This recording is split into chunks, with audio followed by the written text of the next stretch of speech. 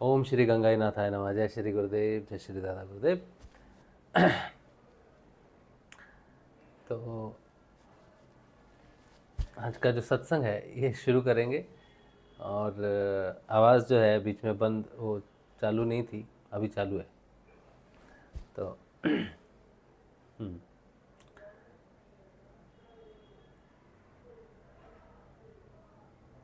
ठीक है। तो मेरा नाम राजशिव है और हम सिद्धयोग साधक हैं और सिद्धयोग की साधना का प्रचार प्रसार करते हैं इनडायरेक्टली।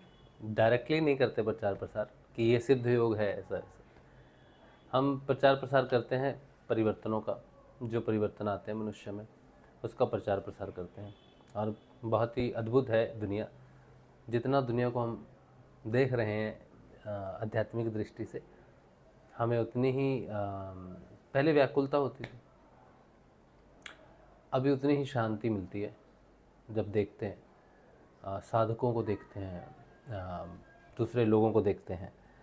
तो अंदर ही अंदर एक भगवान का एक साम्राज्य है और भगवान की लीला है, भगवान का नियंत्रण है। तो बहुत अच्छा लगता है।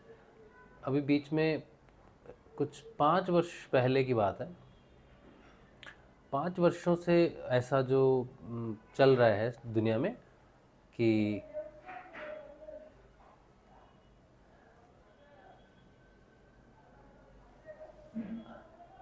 अच्छा ठीक है, चलो ठीक है। तो 5 वर्ष पहले की बात है कि थोड़ा दुनिया में ऐसा बहुत बढ़ गया कि भाई दुनिया जो है वो नष्ट हो जाएगी और दुनिया में एक प्रलय आने वाली है, जो बहुत सारे लोग जो हैं चले जाएंगे। और ऐसा कई जगह पर उल्लेख मिलता है। तो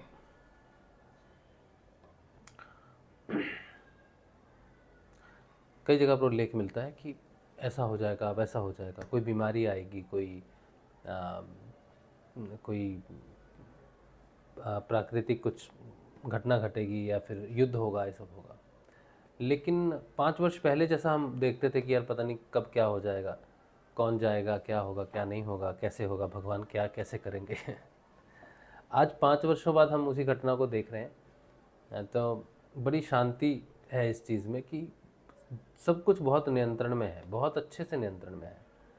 और एक पत्ता भी जो है वो मनुष्य के हाथ में नहीं है, तो वो कुछ नहीं कर सकता है, वो सिर्फ हिस्सा बन सकता है प्रकृति की घटना का।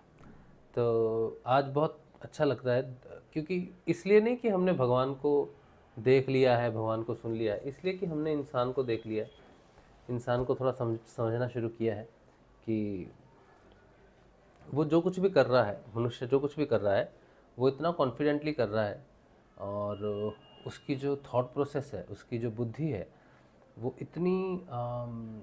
इतनी मतलब स्थिर है या रिजिड है। स्थिर तो नहीं कहना चाहिए, रिजिड कहना चाहिए। और विश्वास जो है लोगों का स्वयं के प्रति या भगवान के प्रति या किसी भी चीज़ के प्रति संसार में, वो बहुत ज़्यादा रिजिड है। जैसे सोचो कि मैं आपसे कहता हूँ कि मेरा नाम राजशिव है और मेरे पिताजी का नाम शिव कुमार शर्मा है ना। और हम जब ऐसा देखते हैं, ये मेरे माताजी हैं, ये मेरे पिताजी हैं, ये मेरा परिवार है, ये मेरे मित्र हैं, ये मैं हूँ, ऐसा सब देखते हैं, तो हमारी जो दृष्टि है वो सिर्फ एक समय में बढ़ती है। जो दिख रहा है, जो सामने प्रस्तुत है, उसको देखती है और उसी को सत्य मानती है। तो बुद्धि जो है, बुद्धि सूक्ष्म लोक में नहीं जाती। बुद्धि सिर्फ भौतिक रूप से रहती है। जो उसने सुना है, जो उसको बताया गया है, जो उसने देखा है, जो उसने महसूस किया है, उसी को ही वो सत्य मानता है। और पूरे संसार में ऐसे भरे पड़े हैं सभी लोग जो उसी को सत्य मानते हैं जो घटना में है, जो वास्तविक रूप से प्रस्तुत में है। लेकिन कहाँ से प्रस्तुत हो रहा है और कैसे प्रस्तुत हो रहा है, इसकी जानकारी मनुष्य को नहीं। आभास जरूर है कि भावलोक है, एक प्राणमय कोश है, या फिर नीचे आगे का पीछे का कुछ जगत है, सूक्ष्म है, सूक्ष्मतर है, ऐसे। लेकिन उन चीज़ों को वो मानता नहीं है, क्योंकि उसको उसका अनुभव नहीं है उस चीज़ों का। तो अभी जो हमें अनुभव हो रहे हैं वो ये कि हम स्थूल रूप से देख रहे हैं लोगों को, और स्थूल रूप से जब लोगों को देख रहे हैं तो उनके शरीर और उनका प्राण और उनका मन, इन सब पर जो बहुत ज़्यादा प्रभाव है वो है उनकी बुद्धि का। बुद्धि का मतलब है कि क्या उन्होंने जान लिया है, क्या उन्होंने सीख लिया है, सोसाइटी में क्या बता दिया गया है, भगवान को किस रूप में देख लिया गया है, या किस चीज़ को मान लिया गया है, या क्या मानसिकता विकसित हो गई है उनकी सोसाइटी के माध्यम से, एजुकेशन के माध्यम से, परिवार के माध्यम से, संस्कारों के माध्यम से। तो जब ओवरऑल देखते हैं ना, किसी मनुष्य को देखते हैं तो ऐसा लगता है कि एक पिंजड़ा है और वो पिंजड़े में कैद है, और वो उससे स्वतंत्र भी नहीं होना चाहता है। नॉर्मली आप किसी पक्षी को पकड़ो, उसको पिंजरे में कैद कर दो, और थोड़ी देर के लिए अगर आप उसका पिंजरा खोल दोगे तो वो भाग जाएगा, वहाँ से उड़ जाएगा। लेकिन मनुष्य ऐसा प्राणी है जो पिंजरे में बंधा हुआ है और वो पिंजरे को ही सच्चाई मान रहा है, और पिंजरे से निकल कर वो कहाँ जाएगा उसको मालूम नहीं है।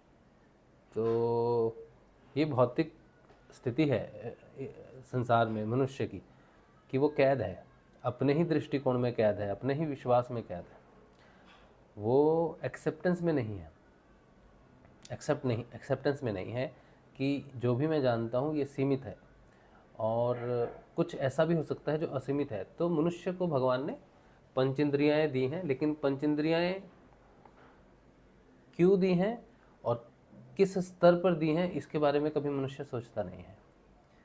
तो मनुष्य क्या करता है, मनुष्य की जो पंचेंद्रियां हैं, जैसे ये मुंह है ना, मैं बोल रहा हूँ ना, तो मुंह की स्थिति यहाँ है, लेकिन कानों की स्थिति इससे ऊपर है, और आंखों की स्थिति उससे भी ऊपर है, ठीक है। और फिर बुद्धि जो है वो ऊपर है। तो ये जो इंद्रियां हैं हमारी, ये भगवान ने हमें दी है कि आप किस स्थिति में हो, आप किस तरह के व्यक्ति हो।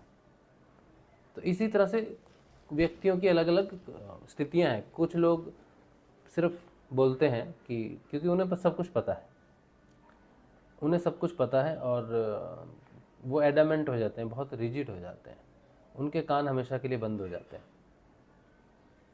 तो चेतना का विकास नहीं होता है। जो व्यक्ति एक्सेप्ट कर लेता है कि मुझे शायद कम पता हो, मैं सुन लेता हूँ, शायद मुझे थोड़ी जानकारी हो जाएगी, तो उस मनुष्य का विकास होना शुरू हो जाता है, ठीक है। फिर उससे भी ज़्यादा विकास उस व्यक्ति का होता है जो सुनने के साथ साथ देखना भी चाहता है कि जो मैं सुन रहा हूँ कहीं वो किसी प्रकार का कोई छलावा तो नहीं है, भ्रम तो नहीं है, कि मुझे सुन रहा है कि ऐसा है, मुझे सुनाया जा रहा है कि ऐसा है, मुझे बताया जा रहा है कि ऐसा है, लेकिन ये सच में है भी या नहीं तो मुझे स्वयं चेक करना पड़ेगा, देखना पड़ेगा। तो जब मनुष्य स्वयं उस चीज़ को साक्षात्कार करना चाहता है, देखना चाहता है, समझना चाहता है, पढ़ना चाहता है, कहाँ है, कैसे है, कहाँ से लाए तुम, जैसे नॉर्मली व्हाट्सएप पर होता है, कोई व्यक्ति कुछ फॉरवर्ड कर देता है तो वो फॉरवर्ड होता रहता है। जो जो धर्म के नाम पर धार्मिक लोग होते हैं, सबसे ज़्यादा मति भ्रष्ट उन्हीं की है। इस संसार में अगर कोई व्यक्ति सबसे ज़्यादा मति भ्रष्ट है, किसी की सबसे ज़्यादा कैद है, कोई सबसे ज़्यादा आश्रित है, तो वो आध्यात्मिक व्यक्ति है, धार्मिक व्यक्ति है। वो गूंगा भी है, वो बहरा भी है, और वो अंधा भी है, और सबसे ज़्यादा दयापूर्ण स्थिति उसी व्यक्ति की है। रोज़ सुबह उठकर बहुत पूजाएं करते हैं, शाम को पूजाएं करते हैं, भगवान के भजन सुनते हैं, भगवान की कथाएं सुनते हैं, लेकिन स्थिति ये है कि उनसे ज़्यादा दया की स्थिति में कोई भी नहीं है।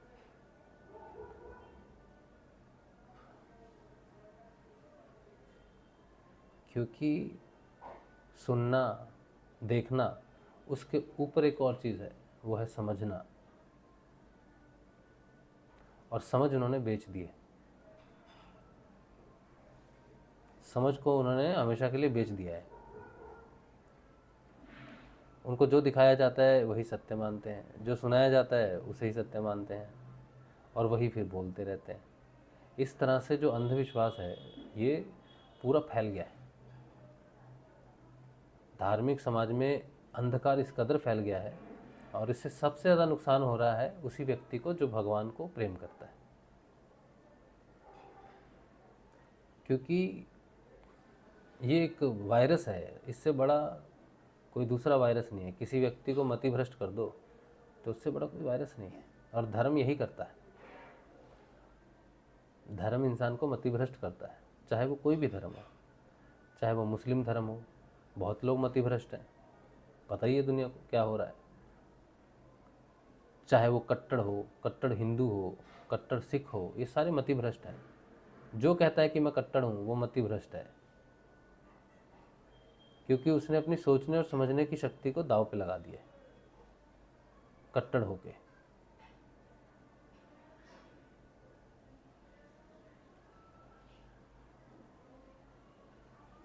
और वो अपने प्राण तक त्याग देते हैं, प्राण ले भी लेते हैं, प्राण त्याग भी देते हैं, और अपनी पीढ़ियों की पीढ़ी, वंश के वंश को नष्ट कर देते हैं कट्टरवाद में। कट्टरता को इंग्लिश में रिजिडवादी कहते हैं। रिजिड मतलब पत्थर की तरह है।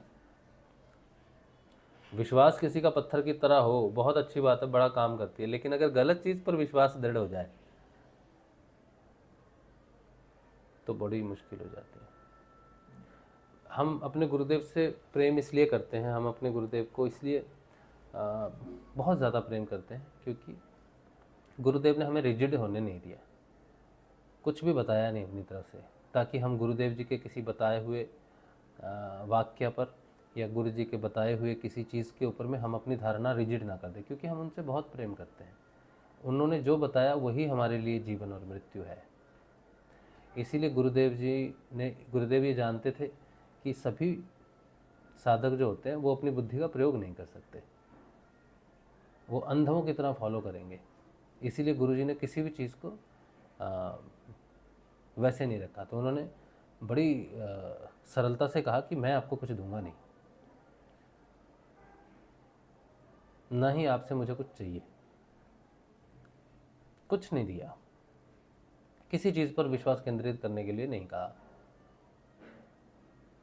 न कृष्ण पर कहा, न शिव पर कहा, किसी पर नहीं कहा। हाँ, बातें जरूर की भगवान के विषय में, लेकिन कट्टरवाद को तोड़ दिया उन्होंने। साधक क्या होता है? साधक वो होता है जो अपनी बुद्धि को स्वतंत्र करे। साधक वो होता है जो स्वतंत्र होना चाहे। साधक वो होता है जो स्वयं को जानना चाहे। साधक वो है जो नई धारा है। अगर 1 करोड़ साधक है ना, तो 1 करोड़ धाराएं होनी चाहिए, और वो सारी धाराएं स्वतंत्र होनी चाहिए दूसरी धाराओं से। एक धारा दूसरी धारा से प्रभावित नहीं होनी चाहिए, मुख्य धारा से भी प्रभावित नहीं होनी चाहिए। इसीलिए कई लोग मुख्य धारा को छोड़कर इसलिए चले जाते हैं क्योंकि कुछ प्रभाव देने के लिए है ही नहीं, कोई टॉपिक या कोई पॉइंट है ही नहीं जिसको हम पकड़ सकें। स्वयं खोजो, स्वयं बनो, स्वयं जानो, स्वयं बोलो, स्वयं का अनुभव बोलो, स्वयं का परिवर्तन बोलो, स्वयं को देखो, स्वयं को दिखाओ। दास मत बनो, तुम मेरे दास नहीं हो। जो मैं हूं वो तुम हो, तुम स्वतंत्र हो। इतनी सुंदर, इतनी स्वतंत्र विचारधारा है, और ऐसी स्वतंत्र और आज़ाद विचारधारा जो है, यही मनुष्य को स्वतंत्र कर सकती है उसकी बुद्धि से, उसकी संस्कृति से। आज हम कहते हैं हमारी संस्कृति है। संस्कृति क्या है? समय के साथ संस्कृति बदल जाती है। कौन सी संस्कृति हमेशा रहती है? कोई संस्कृति हमेशा नहीं रहती। भारत में इतनी संस्कृतियां हुई, समय के साथ बदलती रही। पूंजीवाद है, साम्यवाद है, अद्वैतवाद है, लेकिन ये अपने स्वरूपों को हमेशा बदलते रहते हैं। अद्वैतवाद कहता है कि मैं एक ही हूँ, लेकिन किस स्वरूप में है ये नहीं कहता है, तो वो स्वरूप बदलते रहते हैं। आज मनुष्य को जिस अद्वैत की ज़रूरत है, जिस एकवाद की ज़रूरत है, वो चेतना है। जो अद्वैती है, कोई शिव को कहता है अद्वैती है, कोई कृष्ण को कहेगा, विष्णु को कहेगा, लेकिन आज का समाज अद्वैत की जो परिभाषा देता है वो है चेतना। चेतना ही एकमात्र अद्वैती है। जब तक चेतना में द्वैतवाद है तब तक तुम किसी भी स्वरूप में अद्वैत को प्राप्त नहीं कर सकते। चाहे तुम शैविज्म में हो, चाहे विष्णुइज्म में हो, मुस्लिमिज्म में हो, ईसाईज्म में हो, सिखिज्म में हो, या किसी भी इज्म में हो। इज्म का पचड़ा बड़ा खराब है। चाहे वो शैविज्म हो, वैष्णविज्म हो, हिंदुइज्म हो, मुस्लिमिज्म हो, ईसाईज्म हो, सिखिज्म हो, कोई भी इज्म हो, इज्म ही रोग है, कट्टरवाद का बीज है इज्म। मनुष्य की मति भ्रष्ट करने का बीज है इज्म। भगवान ने तो मनुष्य पैदा किया, कोई धर्म का व्यक्ति तो नहीं पैदा किया। ये तो उसने खुद बनाया है। अपना पिंजड़ा मनुष्य ने खुद तैयार किया, और बड़ी खुशी से हम अपना पिंजड़ा अपने बच्चों को दे देते हैं कि बेटा ये हमारा पिंजड़ा है, देखो ये सोने का है, ये चांदी का है, ये इसका है, ये उसका, इसका ये रंग, इसका वो रंग। हम ऐसे हैं, इस पिंजड़े को ऐसे सजाते हैं, वैसे सजाते हैं। तो वही चीज़ जो है हमने आगे बड़ी खुशी से दी है, लेकिन स्वतंत्रता नहीं दी। तो अब साधना में 5 वर्षों बाद हम अपने पिंजड़े को देख रहे हैं, और अपने को ही नहीं देख पा रहे बल्कि सभी पिंजड़ों को देख रहे हैं। हर मनुष्य पिंजड़े में बंधा हुआ चल रहा है, बहुत खुश है, बहुत खुश है। और उसके पिंजड़े को खोल दोगे ना तो वो तुम्हारा विरोधी हो जाएगा, तुम्हें अपना दुश्मन मानना शुरू कर देगा। तुम हमारा पिंजड़ा हमसे छीनना चाहते हो, तुम्हारे पास तो पिंजड़ा है नहीं, इसीलिए तुम ये चाहते हो कि हम पिंजड़े से बाहर निकल जाएं और तुम हमारे पिंजड़े में घुसकर इसे अपना घर बना लो। तुम हमारा घर हमसे छीनना चाहते हो। कहते नहीं नहीं, हम आपसे आपका पिंजड़ा छीनना नहीं चाहते, हम तो ये चाहते हैं कि आप अपने पिंजड़े का त्याग करके स्वतंत्र आकाश में उड़ो। देखो आप उड़ने के लिए बने हो, देखो आप स्वतंत्र हो, आप मनुष्य हो, आप देह में नहीं फंस सकते, आप प्राणों में नहीं फंस सकते, आप मन के अधीन नहीं हो सकते, आपकी बुद्धि नियंत्रित नहीं हो सकती। आपकी बुद्धि में अथाह बल है, अथाह बल है। लेकिन जब तक आप पिंजड़े से निकलेगे नहीं तब तक आप अपनी बुद्धि की क्षमता को देखोगे कैसे, कि तुम मनुष्य है जानोगे कैसे। मनुष्य होना क्या है? सिर्फ ये कि हम बाकियों को अच्छा सोच सकते हैं, घर बना सकते हैं, कपड़े पहन सकते हैं, हमारे रिश्ते नाते हैं, हम काम कर सकते हैं, हम इंजीनियरिंग कर सकते हैं, डॉक्टर कर सकते हैं, हम बहुत कुछ कर सकते हैं। क्या यही है मनुष्य होना? नहीं है। मनुष्य की क्षमताएं इससे अरबों अरबों खरबों खरबों गुना ऊंची हैं, बड़ी हैं। आप एक रिसर्च हुई है ना, उसमें ये देखा जाता है कि किसी व्यक्ति का आईक्यू लेवल कितना है। हाँ, तो किसी का आईक्यू लेवल होता है 150, किसी का 200, किसी का 300, किसी का 350। वो तो भाई आइंस्टाइन का इतना है, इसका उतना है, क्योंकि वो बड़ा इंटेलिजेंट व्यक्ति है। इंटेलिजेंट नहीं है। जो व्यक्ति स्वतंत्र हो जाएगा उसका आईक्यू बढ़ जाएगा, बस इतना ही है। तुम्हारे पिंजड़े का साइज बताता है तुम्हारा आईक्यू।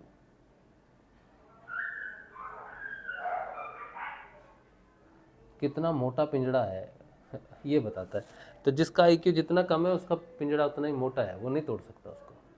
और जो स्वतंत्र है उसका आईक्यू हाईएस्ट होगा।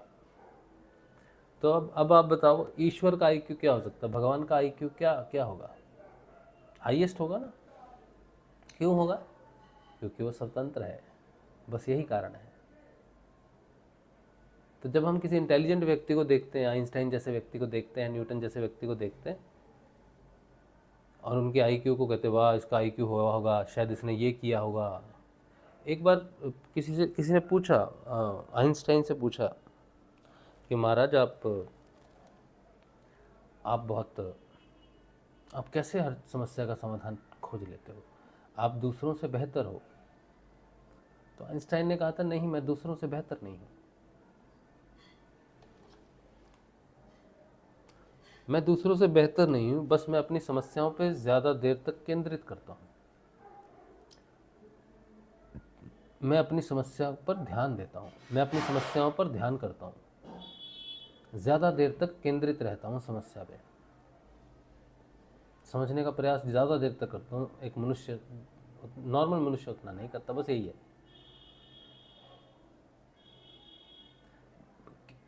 कोई मनुष्य, अब छोटे बच्चे आते हैं ना पढ़ने के लिए, तो उनको कोई एक सब्जेक्ट होता है जहाँ पर उनका दिमाग बंद हो जाता है बिल्कुल। किसी का केमिस्ट्री में बंद हो जाता है, किसी का फिजिक्स में हो जाता है, किसी का मैथमेटिक्स में हो जाता है, किसी का किसी चीज़ में हो जाता है। तो वो चीज़ आती है, उसकी हालत ख़राब हो जाती है, वो ध्यान भटक जाता है, उसका ध्यान कॉन्सेंट्रेट ही नहीं कर पाता और वो चीज़ मुश्किल होती रहती है। तो जिस चीज़ पर हम ध्यान केंद्रित कर देते हैं वो समस्या समाधान हो जाता है उसका। और बच्चों को यही बात मालूम नहीं है कि समस्या पर ध्यान केंद्रित करना होता है, समस्या से भागना नहीं। तो मनुष्य के पूरे जीवन में यही एक पॉइंट है जो उसे स्वतंत्र करता है। लेकिन समस्या पर केंद्रित करने के लिए बुद्धि स्वतंत्र होनी चाहिए, क्योंकि समस्या का समाधान उन 10 रास्तों से नहीं हो सकता, शायद 20वें रास्ते से हो। तो तुम्हें सिर्फ 10 रास्ते मालूम है, लेकिन तुम्हें 20वां रास्ता मालूम होना चाहिए। तो तुम 11वां रास्ता जानोगे, फिर 12वां, फिर 13वां, फिर 14वां, फिर 15वां, फिर 16वां, फिर 17वां, फिर 18वां, फिर 19वां, फिर 20वां जानोगे। फिर तुम्हें पता चलेगा अच्छा 20वां रास्ता है। तो तुम्हारी समस्या के समाधान के साथ ही तुम्हारे मस्तिष्क का विकास हो गया है, 20 गुना हो गया। पहले 10 गुना था, 20 गुना हो गया। तो तुम स्वतंत्र हो गए हो उन 10 रास्तों से जो तुम पहले जानते थे। तो तुम स्वतंत्र हो गए हो उस कट्टरवाद से जिसे तुम समझते थे कि यही है। इसीलिए ध्यान जो है ये विषय है स्वतंत्रता का। लेकिन आप किस पर ध्यान केंद्रित करोगे? सबसे बड़ी समस्या जीवन की क्या है? लोग जब धनहीन हो जाते हैं, कर्जे में डूब जाते हैं, तो सुसाइड कर लेते हैं। लोग जब बहुत ज़्यादा बीमार हो जाते हैं, बहुत ज़्यादा बीमार और कष्ट में आ जाते हैं, तो सुसाइड कर लेते हैं। लोग मानसिक रूप से इतने विकृत हो जाते हैं कि सुसाइड कर लेते हैं, जीवन का अंत कर लेते हैं, जबकि उनके पास वही एक रास्ता होता है कि जीवन की उस बेड़ी को तोड़ने का होता है।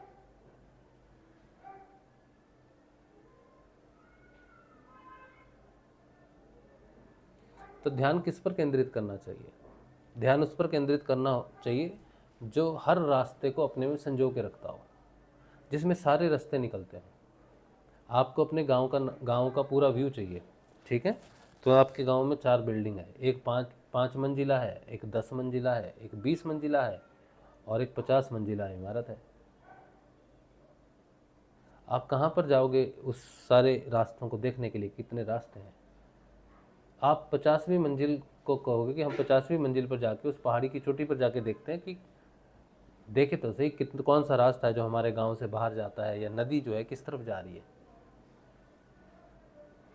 इसीलिए ध्यान का विषय है, इसीलिए ध्यान का एक स्थान है। इसीलिए गुरुदेव ने कहा कि तुम आज्ञा चक्र पर ध्यान करो। आज्ञा चक्र पर गुरु रहता है इसलिए नहीं, क्योंकि आज्ञा चक्र के नीचे ही सृष्टि का सारा निर्माण हो रहा है। जितनी भी धाराएं हैं, जितने भी समाधान हैं, वो सारे के सारे प्रकृति के अंदर ही हैं। यहाँ से देखेंगे तो पूरी नीचे प्रकृति दिखाई देती है।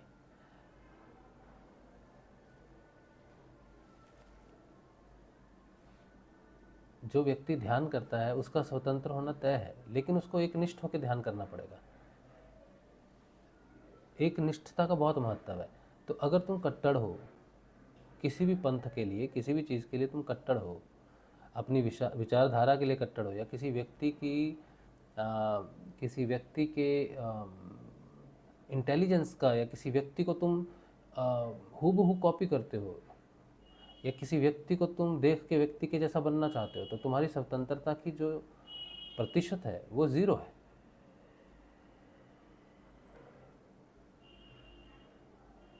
तुम अगर किसी पर आश्रित हो, चाहे वो तुम्हारा पिताजी है, चाहे तुम्हारी माताजी है, चाहे तुम्हारा पति है, चाहे तुम्हारी पत्नी है, चाहे तुम्हारे बच्चे हैं, चाहे तुम्हारा धन है, चाहे तुम्हारी पर्सनैलिटी है, तुम जिस पर भी आश्रित हो, अगर तुम किसी भी चीज़ पर आश्रित हो तो तुम स्वतंत्र नहीं हो सकते। स्वतंत्र होने के लिए तुम्हें स्वतंत्रता से सोचना बहुत ज़रूरी है।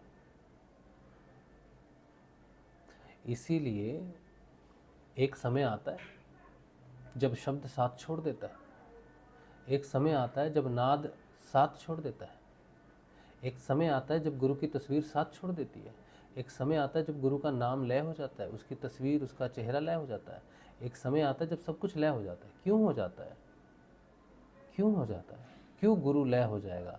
क्यों गुरु की तस्वीर लय हो जाएगी? क्यों कोई मंत्र लय होकर नाद में परिवर्तित हो जाएगा? क्यों नाद भी लय हो जाएगा? क्यों ओम स्वयं लय हो जाएगा? क्यों? क्योंकि ये सब तुम्हें अपने ऊपर आश्रित नहीं करते।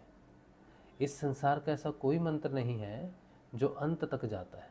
उसके रूप बदल जाते हैं, स्वरूप बदल जाते हैं उसके। इसीलिए तो स्वयं भगवान के स्वरूप बदलते हैं।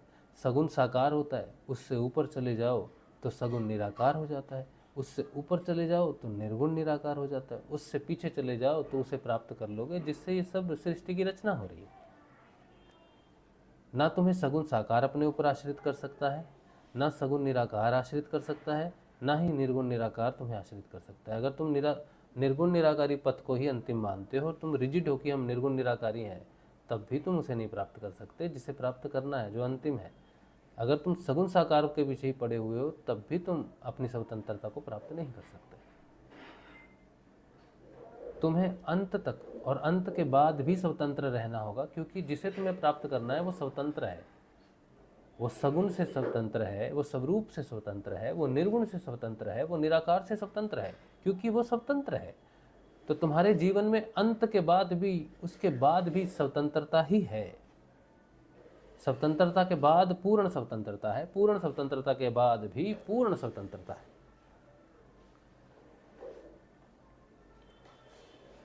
तो जो मनुष्य स्वतंत्रता से सोचेगा कि कोई रास्ता हो सकता है, आज जो मैं जानता हूं कल मैं दूसरा कुछ जान सकता हूं, और मुझे सुनना चाहिए,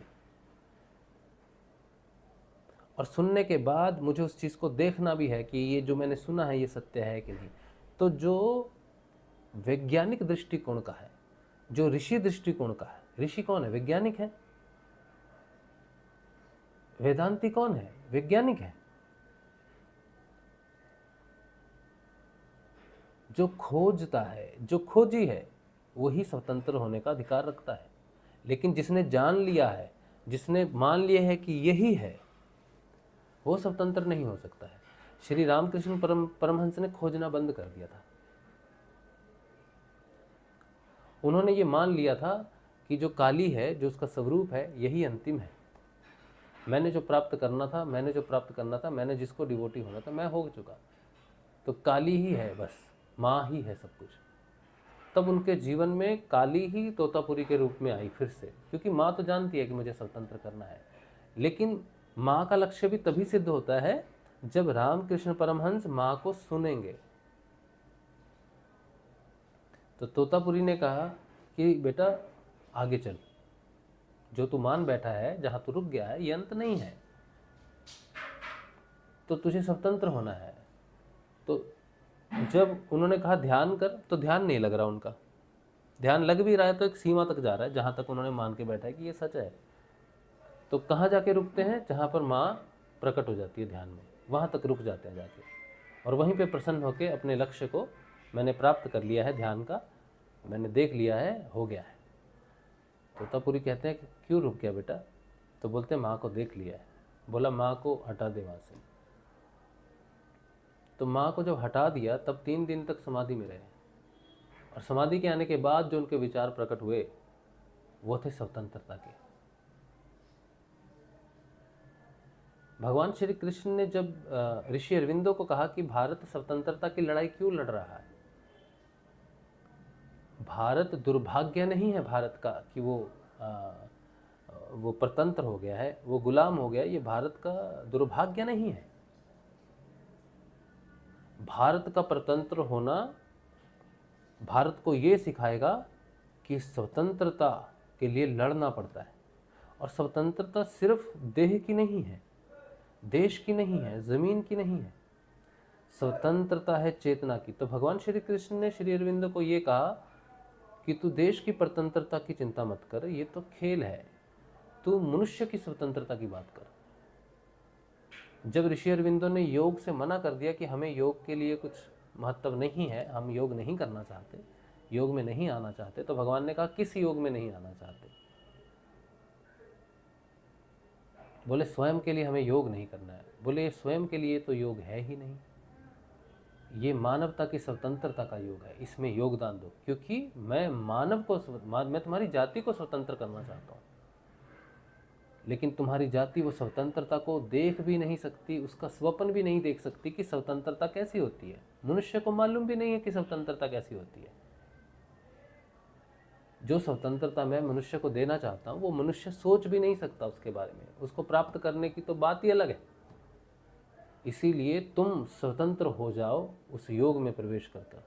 और फिर उन्होंने पूछा वो स्वतंत्रता क्या है, तो बोले मुझे प्राप्त करो, मैं ही स्वतंत्र हूँ, मुझ में परिणत हो जाओ, मुझ में बदल जाओ, मुझे प्राप्त करो, मुझे उतारो अपने हृदय में, अपने शरीर में, अपने स्थूल में मुझे उतारो, अपनी जड़ता में मुझे उतारो, तो मैं तुम्हारी जड़ता को चेतन कर दूंगा। और ये जड़ता ही रिजिड है, रिजिडनेस है, कट्टरवाद है जिसे कहते हैं।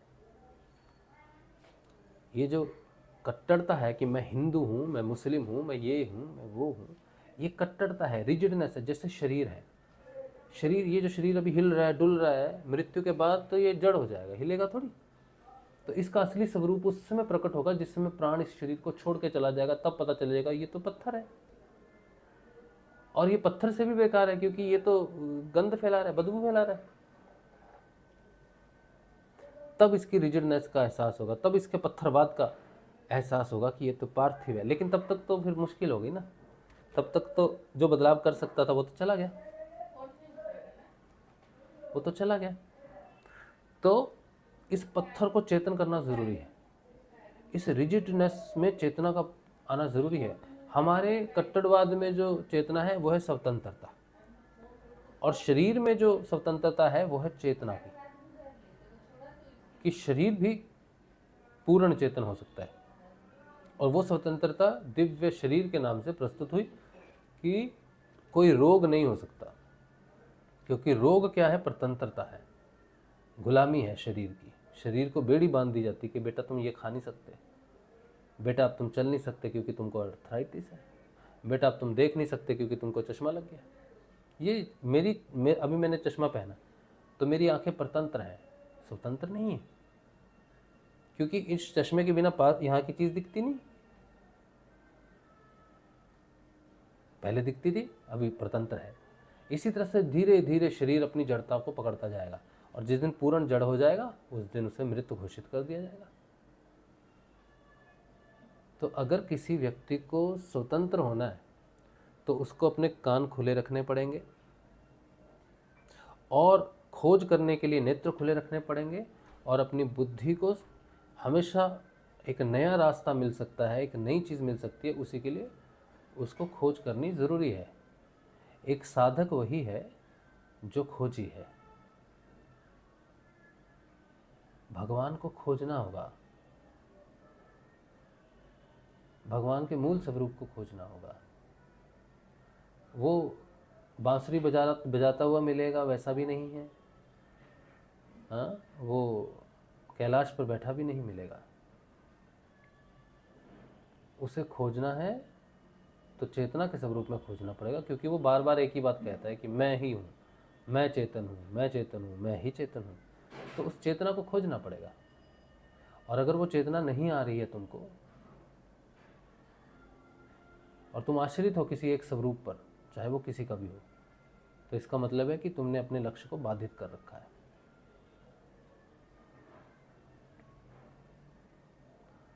इस संसार में एक ही सत्य है, 2 या 10 नहीं है कि हिंदू ने अलग सत्य जाना, जैन ने अलग जाना, बुद्ध ने अलग जाना। बुद्ध तो कहता है आत्मा ही नहीं है। बौद्धिक धर्म में, बुद्ध धर्म में क्या है, बुद्ध आत्मा को मानता ही नहीं है, पुनर्जन्म को मानता है,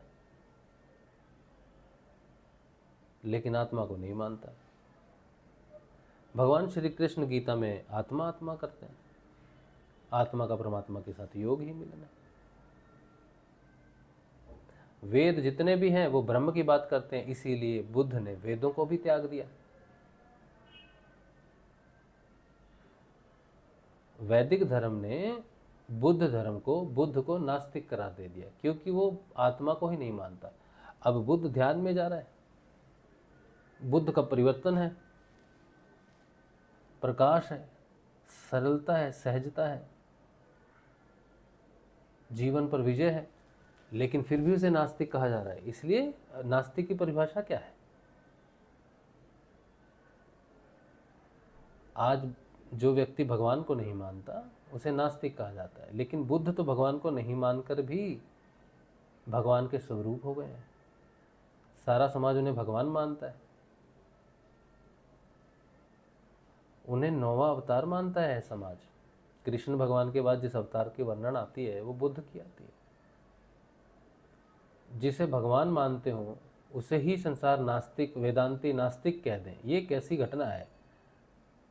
एक तरफ उसे भगवान बना दिया है और एक तरफ उसी को नास्तिक कहा जा रहा है, तो भगवान नास्तिक हो गया।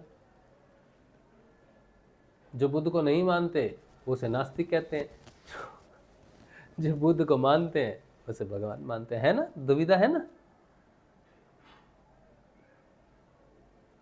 बुद्ध ने आत्मा नाम की कोई चीज को अनुभव ही नहीं किया।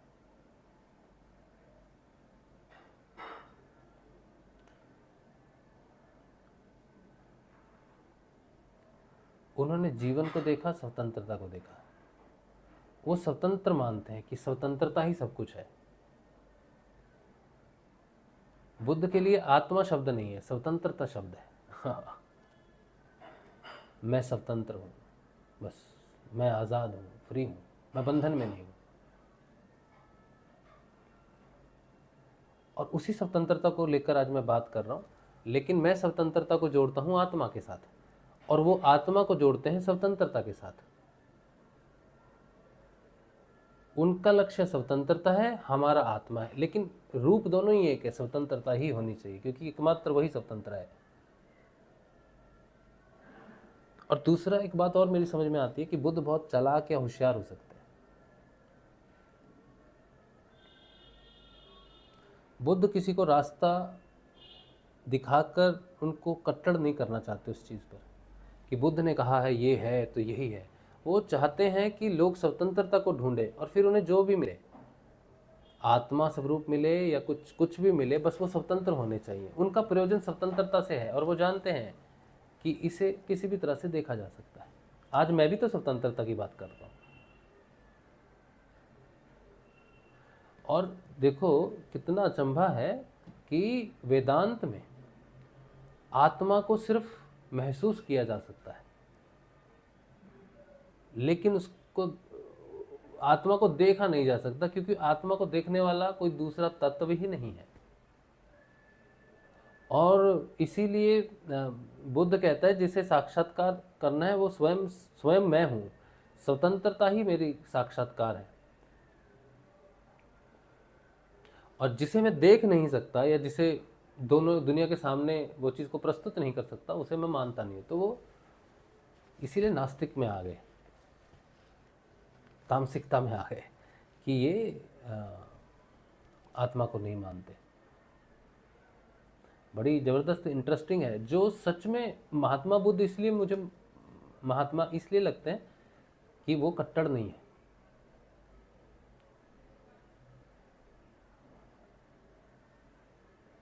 किसी चीज़ में भी कट्टर नहीं है, बहसवादी नहीं है, लेकिन जानकारी रखने के लिए वो आगे से आगे बढ़ना चाहते हैं, आगे से आगे बढ़ना चाहते हैं। महात्मा बुद्ध ने कभी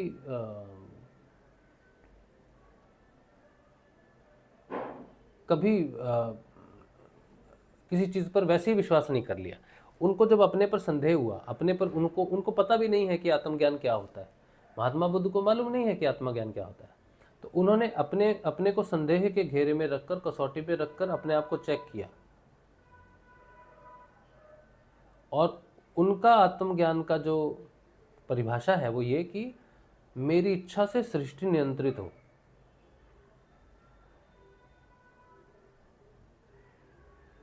अगर महात्मा बुद्ध हों और वो कहें कि जैसे ये मेरे हाथ में एक रिमोट है, महात्मा बुद्ध क्या करते हैं कि कहते हैं कि मैं जब इसे छोड़ दूंगा तो ये हवा में ही रहेगा,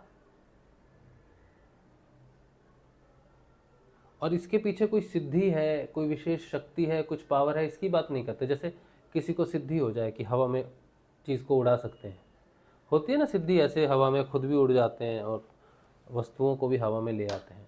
लेकिन महात्मा बुद्ध उस सिद्धि की बात नहीं कर रहे, स्पेशल पावर की बात नहीं करते। वो कहते हैं कि मेरी इच्छा है बस, सिद्धि नहीं है मेरी। मैं जो कह रहा हूँ कि ये हवा में ही रहेगा जब मैं इसे छोड़ दूंगा, तो ये हवा में ही रहना चाहिए, तो उन्होंने छोड़ दिया, तो वो हवा में नहीं रहा। तो उन्हें ज्ञान हुआ कि मुझ में और इसमें भिन्नता है।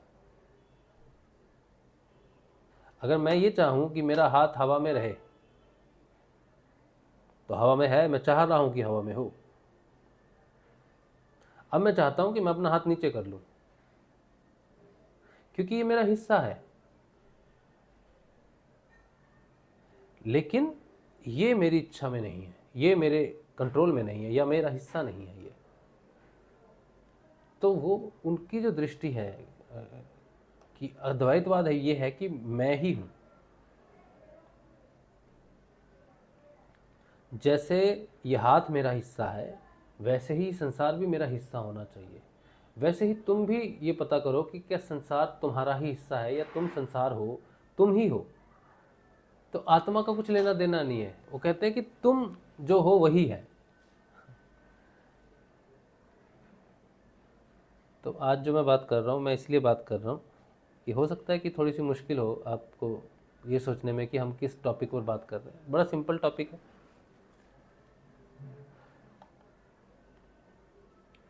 कि जो खोज में नहीं है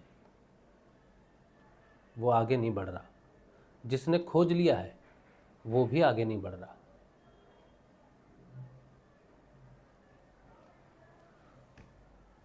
क्योंकि मैंने खोज लिया है, ये यात्रा का विराम है।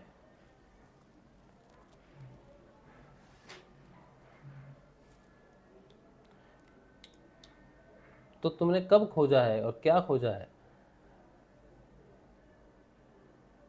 बहुत सारे जो जैसे बाबा गंगाईनाथ जी हैं हमारे, और भी ऋषि हैं, संत हैं, भगवान आते हैं, शरीर धारण करते हैं और शरीर का त्याग करके चले जाते हैं। लेकिन कहाँ जाते हैं? वहाँ जाते हैं जहाँ शरीर नहीं जा सकता।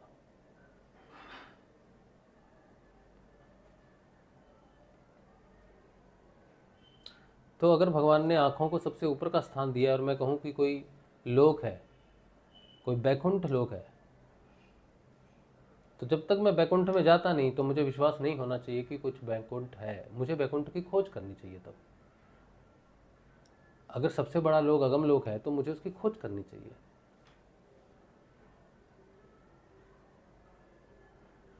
और खोज का एकमात्र तरीका एक ही है, स्वयं का अध्ययन। क्योंकि जो कुछ भी है वो है तो मेरे अंदर ही है। क्योंकि बैकुंठ हो या कुछ भी हो, शब्द ही है जो रचना करता है। शब्द नहीं है तो रचना भी नहीं है। तो जो कुछ भी है वो शब्द शब्द के स्वरूप में है। मेरा शरीर भी शब्द से बना हुआ है, तो मैं अपने शरीर के माध्यम से वो सब खोज सकता हूँ। तो मेरी खोज चलनी चाहिए, शरीर के साथ भी और शरीर के बाद भी खोज चलनी चाहिए। मुझे नहीं लगता कि शरीर में रहकर कोई भी अंतिम पड़ाव प्राप्त किया जा सकता है। शरीर हमें अंतिम पड़ाव तक नहीं पहुंचा सकता। 800 साल जीना, 8000 की साल, कोई कहता है ना संत जी 800 साल से जीवित है, 1000 साल से जीवित है। लेकिन बहुत सारे ऐसे संत होते हैं, जैसे विवेकानंद हुए, 39 साल तक ही जीवित रहे, शरीर में 39 साल तक रहे। ऋषि अरविंदो ने भी 69, शायद इतना ही होगा उनका, 69 79 कुछ था, तो चले गए। क्यों चले गए? कहाँ? जहाँ शरीर नहीं जा सकता था। तो उनकी खोज चालू है।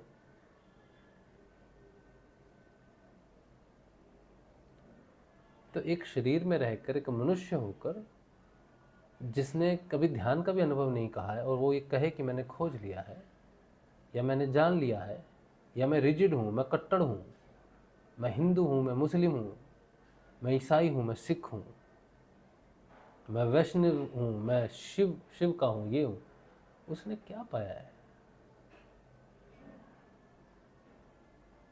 कुछ भी। जो स्वतंत्रता को ही नहीं जानता,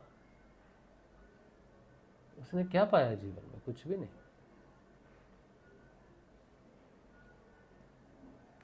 इसीलिए वेदों में अहम ब्रह्मास्मि लिखा गया है। अहम कृष्णा मियमा, ऐसा कुछ नहीं लिखा। अहम शिवा, ऐसा कुछ नहीं लिखा कि मैं शिव हूँ, मैं कृष्ण हूँ, ऐसा कुछ भी नहीं लिखा। अहम वेद अहम ब्रह्मास्मि की बात करते हैं, मैं ब्रह्म हूँ।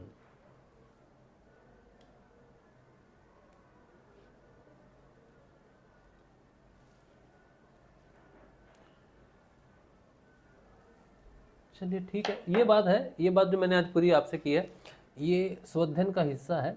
और जितना हम प्रकृति को देखते हैं, उन प्राणियों को देख रहे हैं जो बहुत खुश हैं, उन प्राणियों को देख रहे हैं जो बहुत दुखी हैं, उन प्राणियों को देख रहे हैं जो अभी अभी जिनका जीवन शुरू हुआ है, उन प्राणियों को देख रहे हैं जो गर्भ में हैं, उन प्राणियों को देख रहे हैं जो मृत्यु शैया पर हैं, और उन व्यक्तियों को देख रहे हैं जो मृत्यु शैया पर जाने वाले हैं। सब दिख रहे हैं, अलग अलग स्थिति में सब दिख रहे हैं, लेकिन कोई भी, ज़्यादातर लोग खोज नहीं कर रहे, और बहुत सारे लोग सेटिस्फाइड रिजिड होकर बैठ गए हैं कि हाँ बस यही है, नहीं है, हाँ हाँ बस यही है, नहीं है।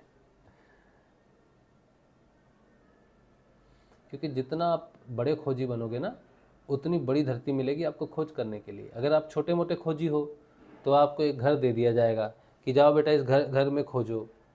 लेकिन अगर आप बड़े खोजी हो तो आपको पूरा शहर दिया जाएगा, जाओ पूरे शहर में खोजो। और तुम अगर उससे भी बड़े हो तो तुम्हें पूरा देश दे दिया जाएगा, पूरे देश में खोजो। और तुम उससे भी बड़े खोजी हो तो तुम्हें कहा जाएगा पूरे संसार में खोजो। और तुम अगर उससे भी बड़े खोजी हो तो तुम्हें कहा जाएगा जाओ सूर्य मंडल में खोजो। और तुम उससे भी बड़े खोजी हो, बहुत बड़े खोजी हो, तो तुम्हें कहा जाएगा जाओ पूरे ब्रह्मांड में तुम उसे खोजो, कहाँ है, कहाँ से आता है। तो खोज बहुत बड़ी है, और उसके लिए स्वतंत्रता भी उतनी बड़ी ही होनी चाहिए। और कहीं भी जाके आपने विश्राम किया तो खोज पर ताला लग जाएगा। इसीलिए रुकना नहीं, आगे बढ़ना। ठीक है, चलो, ये जो बात थी आज की बहुत कंफ्यूजिंग है लेकिन आपको स्वतंत्र रखेगी। किसी भी व्यक्ति विशेष पर आश्रित नहीं होना, चाहे कोई भी हो। हाँ, उनकी शिक्षाओं का जरूर आप, गुरुजी की शिक्षाओं का आप अनुसरण करो, लेकिन गुरुजी ने कोई भी अंतिम पॉइंट आपको नहीं दिया है कि यहाँ पर जाकर आप विश्राम करना। उन्होंने कहा खोजो, जो मुझ में है वो तुम में होगा। तो उनमें क्या है गुरुजी में? जो मुझ में है वो तुम में है, तो गुरुजी में क्या है ये कैसे पता चलेगा? तो जब तक आप अपने गुरु में पूर्ण रूप से परिवर्तित नहीं हो जाते, आप में और गुरु में कोई भेद नहीं भेद नहीं रह जाता, कोई भेद नहीं रहता, तब तक आपकी यात्रा चलनी चाहिए। गुरुजी हमेशा कहते हैं कि देखो, मेरा ध्यान कर लो या गंगाई नाथ जी का ध्यान कर लो, कोई अंतर नहीं है दोनों में। एक शिष्य अगर ये कहे, वो भी गुरुदेव रामलाल जी स्याग जैसा गुरु, ये कह दे कि मुझ में और मेरे गुरु में कोई अंतर नहीं है, इसका मतलब है उन्होंने वो सब खोज लिया जो बाबा गंगाई नाथ ने खोज लिया था। जितने स्वतंत्र बाबा हैं उतने ही स्वतंत्र गुरुदेव हो गए। क्या हम कह सकते हैं कि हम उतने स्वतंत्र हैं जितने बाबा स्वतंत्र हैं? क्या हम में और बाबा में सारे भेद खत्म हो गए? ऐसा आपको लगेगा? जिस दिन लगेगा उस दिन आप समझ लेना आगे क्या करना है। तब तक तो आपको स्वतंत्र होना चाहिए। ठीक है, चलिए, तो अध्ययन करेंगे। और ये जो मैंने आपको बताया है ना, ये कोई मतलब वैसे ही कोई एलू तेलू बात नहीं है। ये बहुत गहन और गहरे सूक्ष्म अध्ययन की बात जो मैंने आपको बताई है, बहुत गहरे, बहुत ही गहरे स्तर पर जाके अध्ययन किया हुआ रहस्य है स्वतंत्रता। भगवान श्री कृष्ण का लक्ष्य है स्वतंत्रता, स्वतंत्र जाति, मनुष्य जाति, स्वतंत्र जाति। ऋषि अरविंदो ने कहा था कोई वीजा नहीं लगेगा तुम्हें कहीं भी जाने के लिए। अभी हमें वीजा लगता ना, हमें अमेरिका जाना है तो वीज़ा लगवाना पड़ेगा। स्वतंत्र नहीं है हम, मनुष्य होने के नाम से हम स्वतंत्र नहीं है। हम पंजाब से आए हैं बंगाल में, हाँ, तो हमें बंगाली कहा जाता है। आप महाराष्ट्र चले जाओ, कहीं भी चले जाओ, अपने देश में जाके आप दूसरी भाषा में बात ही नहीं कर सकते, भाषा में ही आप स्वतंत्र हो। आप चले जाओ विदेश, अगर इंग्लिश नहीं आती तो किसी ऐसे व्यक्ति पर निर्भर करना पड़ेगा जिसे इंग्लिश आती हो। आप फ्रांस चले जाओ, फ्रेंच नहीं आती तो फ्रेंच किसी ऐसे व्यक्ति पर निर्भर करना पड़ेगा जो आपकी भाषा जानता हो, फ्रेंच भी जानता हो। तो कहाँ हो तुम स्वतंत्र? तुम्हारी परतंत्रताओं की तो झड़ी लगी हुई है। वैसे आज गणतंत्र दिवस है ना आज गणतंत्र दिवस है। ये जो भाषण मैंने दिया है वैसे ये स्वतंत्र दिवस पर होना चाहिए, लेकिन गणतंत्र दिवस पर भी चलेगा। अच्छा, पहले प्रश्न ले लेते हैं।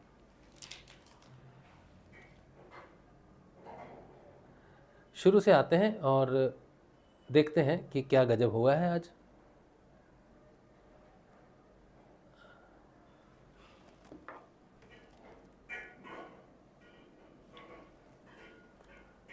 जब गुरु ही गुरु को चेतन करता है तो ये इंसान बेचारे को बीच में क्यों फंसाया गया है? क्योंकि इंसान ही गुरु है। चलो, तुम्हारा जैसा प्रश्न था वैसे ही जवाब है। वैराग्य क्या है और हमें कब होगा? वैराग्य कैसे होने से क्या होगा? वैराग्य क्या है? वैराग्य अनासक्ति है। किसी चीज़ में अनासक्ति, जैसे पेट भर जाता है और भोजन चाहे कितना भी स्वादिष्ट हो, उससे अनासक्ति हो जाती है कि अब और नहीं खाएंगे तो या तो उल्टी हो जाएगी या पेट फट जाएगा। तो किसी चीज़ की अनासक्ति हो जाना वैराग्य, उस चीज़ के ऊपर में उसकी वैराग्य है। और उससे क्या होगा? अगर आप किसी चीज़ों से अनासक्त हो जाते हैं तो आपको ज्ञान हो जाएगा कि ये चीज़ें जो हैं ये टेम्परेरी हैं। तो उस चीज़ का ज्ञान हो जाएगा। जब तक आपको बहुत ज़्यादा भूख लगी है, आपने खाना खाया, आपको पता भी नहीं चलेगा नमक कम है, क्योंकि आपको भूख बहुत लगी हुई है। जैसे ही पेट भर जाएगा तभी पता चलेगा कि इसमें तो नमक कम है, ये तो थोड़ा ओवर कुक्ड किया हुआ है इसमें थोड़े चावल कच्चे। तो आपको ज्ञान तब होगा जब आपकी अनासक्ति होने लग जाएगी उस विषय के बारे में। तो किसी भी चीज़ के ऊपर जब वैराग्य होगा तो उसका ज्ञान होने लग जाएगा आपको।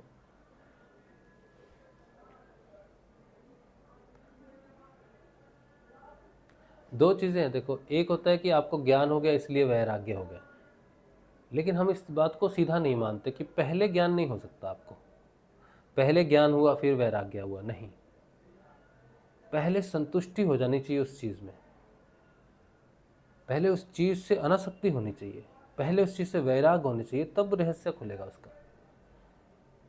आप चीनी का पूरा मुट्ठी भर लो, मुंह पूरा मीठा हो जाएगा, फिर आपको कहे लो जी रसगुल्ला खा लो,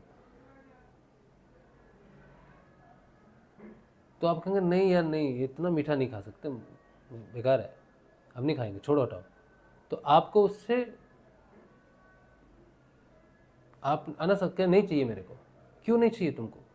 फिर पता चलेगा क्यों नहीं चाहिए तुमको फिर तुम कहोगे नहीं ये बहुत मीठा है इसलिए नहीं चाहिए मेरे को। तो ज्ञान से ठीक पहले ये हुआ वैराग्य, ये हुआ ज्ञान,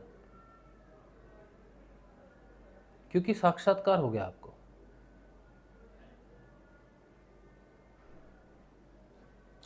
और स्वाध्याय से ही ज्ञान प्रकट होता है, अध्ययन से ही ज्ञान प्रकट होता है।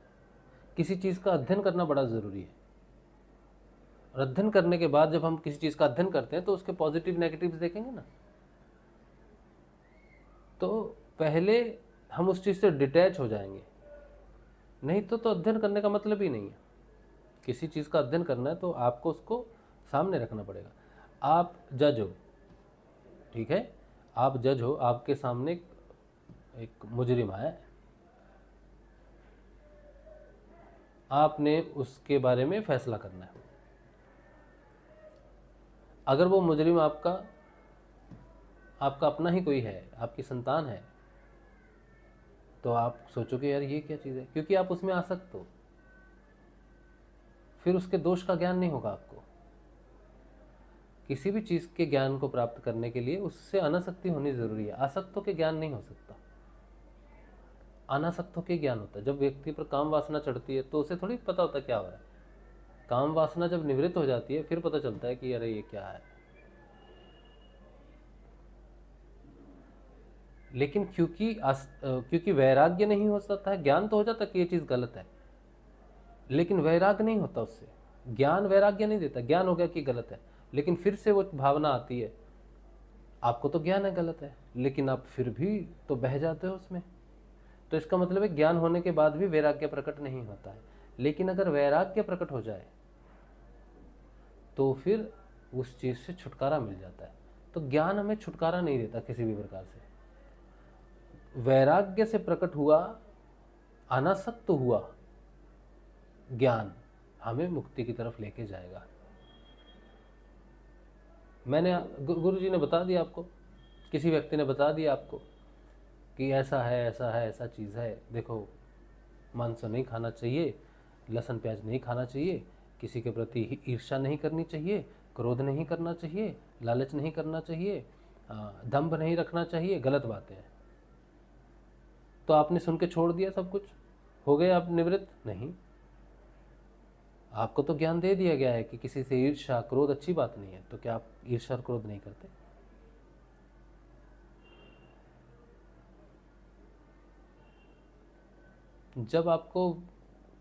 जब आपका अनुभव हो जाएगा, जब आप उसका अध्ययन कर लेंगे और उससे आपको वैराग्य हो जाएगा, फिर जो आपको ज्ञान प्रस्तुत होगा वो आपको आगे लेके जाएगा। फिर आपको वैराग्य के बाद ही पूर्ण ज्ञान है, ऐसा मेरा अनुभव जो है मैंने आपको बताया। हम अपना स्वाध्याय कैसे करें? अपने आप को देखने से ही स्वाध्याय होता है, ठीक है? अपने आप को देखना चाहिए, अपने एक्शंस को देखना चाहिए। धर्म इंसान को निडर बनाता है, किंतु आजकल तो लोग धर्म भीरू बन गए हैं और माँ बाप भी अपने बच्चों को धर्म भीरू बनाते हैं। धर्म इंसान को निडर नहीं बनाता है, धर्म इंसान को गुलाम बनाता है, बेड़ियों में बांधता है, संप्रदाय में बांधता है, परंपराओं में बांधता है, संस्कृति में बांधता है। हर धर्म की संस्कृति अलग है। एकमात्र सनातन धर्म है, मनुष्य होना ही वो धर्म है। मनुष्य होने की जो संस्कृति है वही स्थायी है कि मैं मनुष्य हूं और मेरी संस्कृति है दया,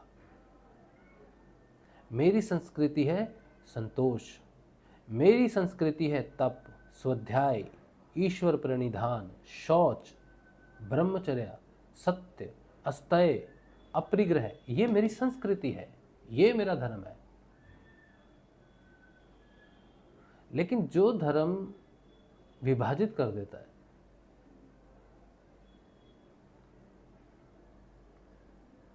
वो निडर नहीं बनाता। धर्म व्यक्ति जाति ये जो व्यक्तिगत धर्म बने हैं ना, ये नहीं करते, ये निडर नहीं करते। सनातन धर्म का कोई साइड इफेक्ट नहीं है। जिस धर्म का साइड इफेक्ट हो, जिसे मोड़ा जा सके, अपनी इच्छा से मोड़ा जा सके, वो धर्म नहीं हो सकता। सनातन धर्म, जो मूल सनातन धर्म है, उसको कोई नहीं मोड़ सकता। ना कोई आचार्य मोड़ सकता है, ना कोई धर्म का रक्षक मोड़ सकता है, ना कोई कट्टरवाद मोड़ सकता है, ना कोई संप्रदाय मोड़ सकता है। सनातन धर्म को कोई हिला नहीं सकता, कि इसीलिए वो सनातन है।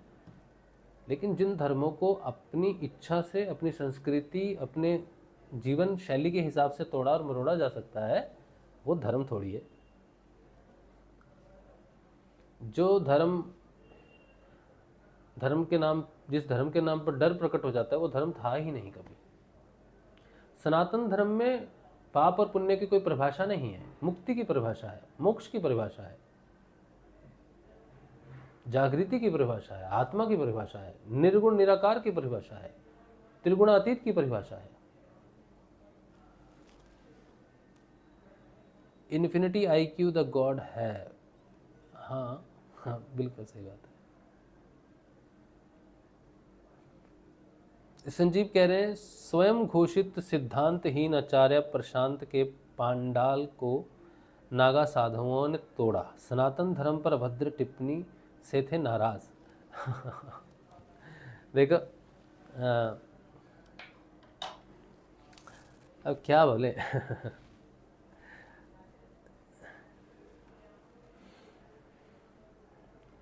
यही बात है जो उन साधुओं को सनातन नहीं बनाती। यही बात है जो आचार्य प्रशांत को, अगर उन्होंने किसी भी तरह बेइज्जत किया या उनका पंडाल तोड़ दिया, ये आचार्य प्रशांत की विजय है। आचार्य प्रशांत जीत गए हैं। आपको लग रहा है हार गए हैं या उनका अपमान हुआ है? नहीं हुआ है, साधुओं का अपमान हुआ है। ये जो नागा साधु है ना, इनका अपमान हुआ है और इनका भेद खुला है।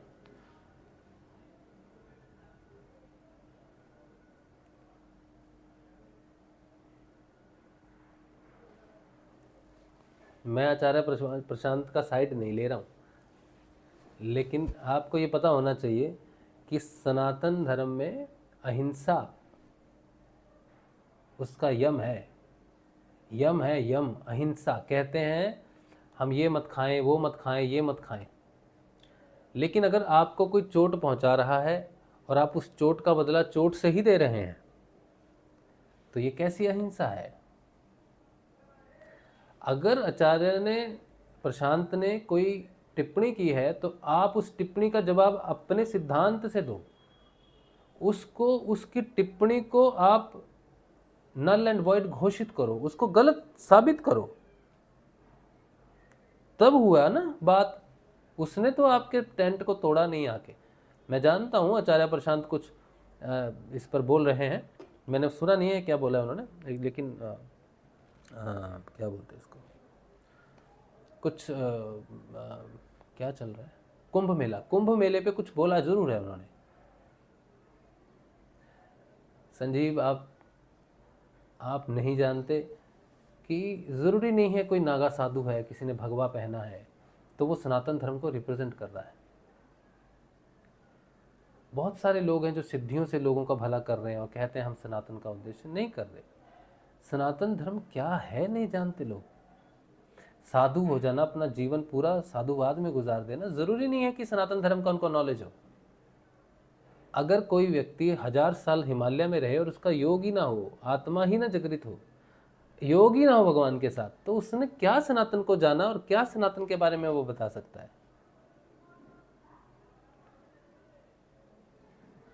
सनातन धर्म आपको इतना निर्लिप्त और शांत कर देता है कि आजू बाजू घटना जो हो रही है आप उसको अपनी चेतना से बदल सकते हो। आपको उठकर उनका तंबू तोड़ने की जरूरत नहीं है। तुम साधु हो, सनातन हो, ध्यानी हो, तो तुम अपने ध्यान की शक्ति से बदलो ना।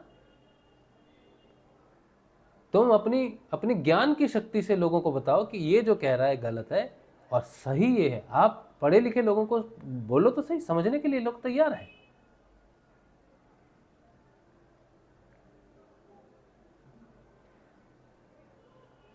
सनातन धर्म में किसी भी प्रकार की इस तरह से जवाबदेही तो मैं नहीं होती किसी भी तरह से। ये तो हार गए फिर। ये तो सनातन धर्म जीतता है जो जिस जिस जो सिद्धांत जो है सनातन धर्म के, जो यम और नियम है, ये 10 सिद्धांत हैं सनातन धर्म के। यम और नियम के अधीन जो अपने जीवन को प्रस्तुत कर सकता है, अपनी शिक्षाओं को प्रस्तुत कर सकता है, वही सनातन को समझ सकता है, समझा सकता है। जटाओं से, भस्म से, किसी मुर्दे को खा लेने से, या फिर शमशान में रातें बिताने से, भोले भोले बम बम भोले करने से, रात जागने से, ये अखाड़े बना लेने से, ये अखाड़ा है, वो अखाड़ा है, ये सब मिट्टी हो जाएंगे।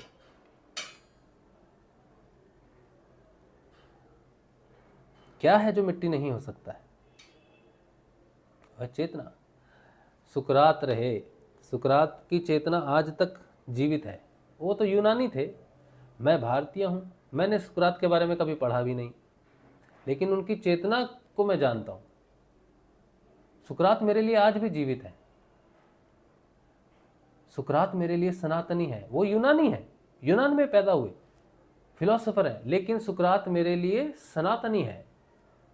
यहाँ 10 नागा साधु एक साथ लगातार खड़े हो जाएं, हजारों खड़े हो जाएं और मुझसे पूछें कि कौन है सनातनी, तो मैं कहूँगा वो यूनानी फिलोसोफर सुकरात, वो है सनातन। क्योंकि मैं उसके सिद्धांतों को जानता हूँ, क्योंकि उसने सत्य पर बात की, उसने सत्य पर अपना जीवन दे दिया। सबसे ऊंचा है सत्य। सत्य की रक्षा होनी चाहिए, लेकिन सत्य की रक्षा कैसे की जा सकती है? अपना जोर दिखा के, अपना बाहुबल दिखा के, या अपना यम और नियम दिखा के? एक जगह एक बात हो रही थी, जीसस के ऊपर में बात हो रही थी। एक व्यक्ति थे, वो क्या कह रहे थे कि जीसस को लोग भगवान मानते हैं, जीसस को वेस्ट के लोग भगवान मानते हैं, तो जीसस को एक कील मारी यहाँ, एक कील मारी यहाँ, एक मारी इस पैर पर, एक इस पैर पर, यहाँ पर उसको कांटों का लगा दिया और उसको लटका दिया और वो मर गया। ठीक है, और उसको लोग भगवान बोलते हैं। और भीष्म पितामह को हजारों बाण लगे, शरशैया पर पड़े हुए हैं, लेकिन फिर भी जीवित हैं, मर नहीं रहे हैं, और वो तो भगवान भी नहीं है। इस बात पर कितने लोगों ने तालियां बजाई, पता नहीं वो वीडियो एडिटेड है जो भी है, लेकिन जो भी ये मानसिकता है, ये मानसिकता सनातनी नहीं है। शरीर का जो बल है वो सनातन धर्म को डिफाइन नहीं करता है। भीष्म पितामह चाहे भगवान का स्वरूप हो, अवतार हो, लेकिन अधर्म का साथ दिया था उन्होंने। और जीसस चाहे कमज़ोर हो और 4 किलो से ही उनका शरीर भी अगर छूट गया हो, जो कि हुआ नहीं था लेकिन हो गया होगा, तब भी जीसस सनातनी है।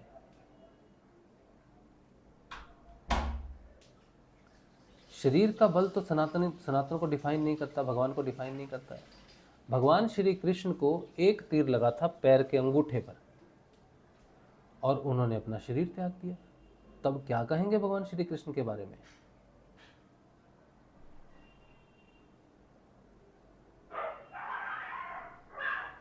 बनाओ मजाक अब।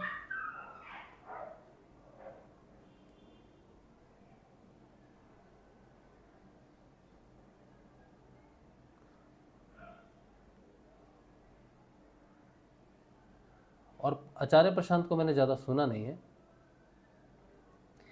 लेकिन आचार्य प्रशांत की एक फिलॉसफी है, और आचार्य प्रशांत ने सबसे ऊपर अगर किसी चीज़ को माना है अपने जीवन में तो वो है सत्य।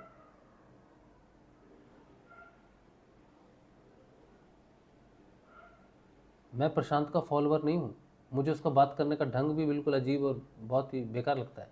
मुझे ये लगता है कि वो हमेशा गुस्से में क्यों रहते हैं। इस तरह से बात करने की ज़रूरत नहीं है उन जैसे व्यक्ति को, जिसको इतना रिसर्च है, एडुकेशन है, सब कुछ है, लेकिन उनका टेम्पर हमेशा हाई रहता है, हमेशा हाई रहता है। कभी प्रेम से बात नहीं करते आचार्य प्रशांत। लेकिन आचार्य प्रशांत सत्य को ऊपर मानते हैं सबसे, और जो व्यक्ति सत्य को सबसे ऊपर मानता हो वो सिद्धांतहीन नहीं हो सकता है।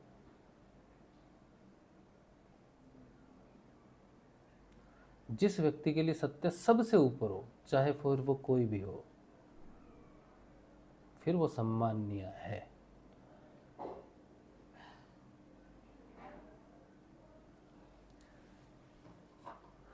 आगे चलते हैं। और संजीव देखो, मैं तुम्हें प्रभावित नहीं कर रहा और मैं ना ही तुम्हें गलत साबित करना चाहता हूँ। तुमने एक प्रश्न लिखा है अपनी विचारधारा से, और मैंने अपना मत रखा है अपनी विचारधारा से। मैं वेशभूषा से प्रभावित नहीं होता। कोई सनातन धर्म पर मुझे कुछ भी बेच देगा, कुछ भी चिपका के बेच देगा और मैं खरीद लूंगा, मैं वैसा व्यक्ति नहीं हूँ। मुझे सनातन को खुद समझना है, कोई मुझे दूसरा नहीं समझा सकता। मुझे खुद खोज करके जानना है कि सनातन क्या है, और मैंने जो जाना है सनातन सत्य है। क्योंकि सत्य कभी पुरातन नहीं होता, कभी बदलता नहीं है, एक जैसा रहता है, सब समय उपलब्ध रहता है, उसे कभी याद भी नहीं रखना पड़ता।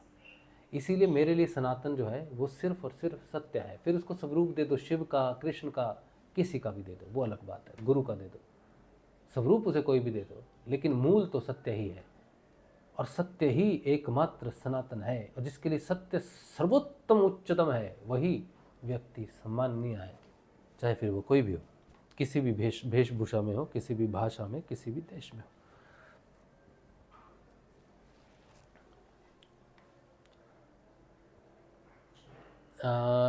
भारत को बुद्ध के कारण जाना जाता है। हाँ। नहीं, मैं नहीं जानता बुद्ध को, मैंने बुद्ध के बारे में नहीं पढ़ा। मैंने थोड़ा बहुत जो देखा है, क्योंकि व्यक्ति की जो मूल होता है ना व्यक्ति का, वो एक शब्द का ही होता है। एक शब्द उसे पता चल जाए कि इसके लिए सबसे उच्चतम शब्द क्या है, उसी से उसका पूरा जीवन का निर्णय हो जाता है। तो बुद्ध भारत को डिफाइन नहीं करते, बुद्ध भारत को डिफाइन नहीं करते। भारत को जानना है तो बुद्ध को जानोगे नहीं। बुद्ध एक आइडियोलॉजी है। तुम्हें अगर भारत को जानना है तो तुम कोई भी हो, अफगानिस्तानी हो, जापानी हो, पाकिस्तानी हो, अफगानिस्तान जो भी हो तुम, चीनी जापानी जो भी हो, तुम्हें अगर भारत को जानना है तो तुम आत्मा को जानो। तुम कहीं भी हो, कोई भी हो, भारत संसार की इस पृष्ठभूमि पे वो स्थान रखता है जो मनुष्य के पूरे शरीर में आत्मा का स्थान है।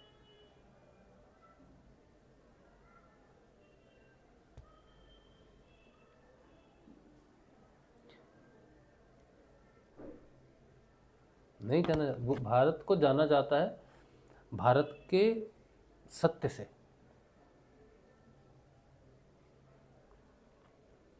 भारत को जाना जाता है भगवान के अवतरित होने के कारण से। भारत को जाना जाता है सदैव हर समय स्वतंत्रता के लिए आगे बढ़ने वाले के नाम से। भारत एक ऐसा देश है जिसका दूसरा नाम होना चाहिए स्वतंत्रता। बुद्ध ने स्वतंत्रता पर बात जरूर की है, लेकिन बुद्ध के कारण भारत को जाना जाता है ऐसा नहीं है। अगर बुद्ध के कारण भारत को जाना जाएगा तो वेदांतों को और उपनिषदों को जला दिया जाएगा, क्योंकि उन्होंने एक फिलॉसफी रख दी, उन्होंने सिद्धांत रख दिए, एक लाइन रख दी, एक टिप्पणी रख दी, एक डेफिनेशन रख दी है। पढ़ने के लिए लोगों के पास कुछ मैटर रख दिया है जो विरोधाभासी है बहुत जगह पर। लेकिन वेद किसी प्रकार का कोई विरोधाभास प्रकट नहीं करते। वेद उपनिषद हमें स्वयं को जानने की परिभाषा देते हैं। सब कुछ मिट जाएगा, सारे अवतारों की जो पृष्ठभूमि है सब नष्ट हो सकती है। इस संसार में राम आए, कृष्ण आए, परशुराम आए, बुद्ध आए, गुरुदेव आए, सब आए। अगर सब साफ कर दी जाए सब स्लेट साफ कर दी जाए, जो सबसे पहला बीज अंकुरित होगा वो होंगे वेद, वो होंगे उपनिषद। और बुद्ध ने तो उपनिषदों को नहीं माना, वेद को नहीं मानते, वो ब्रह्म को नहीं मानते। वो तो भारत को बुद्ध के नाम से नहीं जाना जा सकता, अफसोस है ये। वो है एक विभूति है, लेकिन भारत को अगर जानना है तो उसके वेदों से ही जाना जा सकता है, उसके उपनिषदों से जाना जा सकता है। जिस शब्द को भारत धारण करता है उस शब्द के माध्यम से भारत को जाना जा सकता है।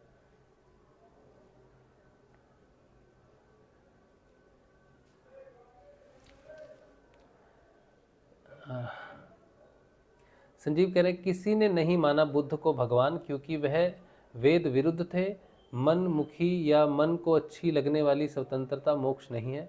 संतान की प्राप्ति तो बहन के साथ भी हो सकती है, पर वह गलत है। हाँ बिल्कुल बात है, लेकिन हाँ, मन को अच्छी लगने वाली स्वतंत्रता मोक्ष नहीं है, बिल्कुल सही बात है।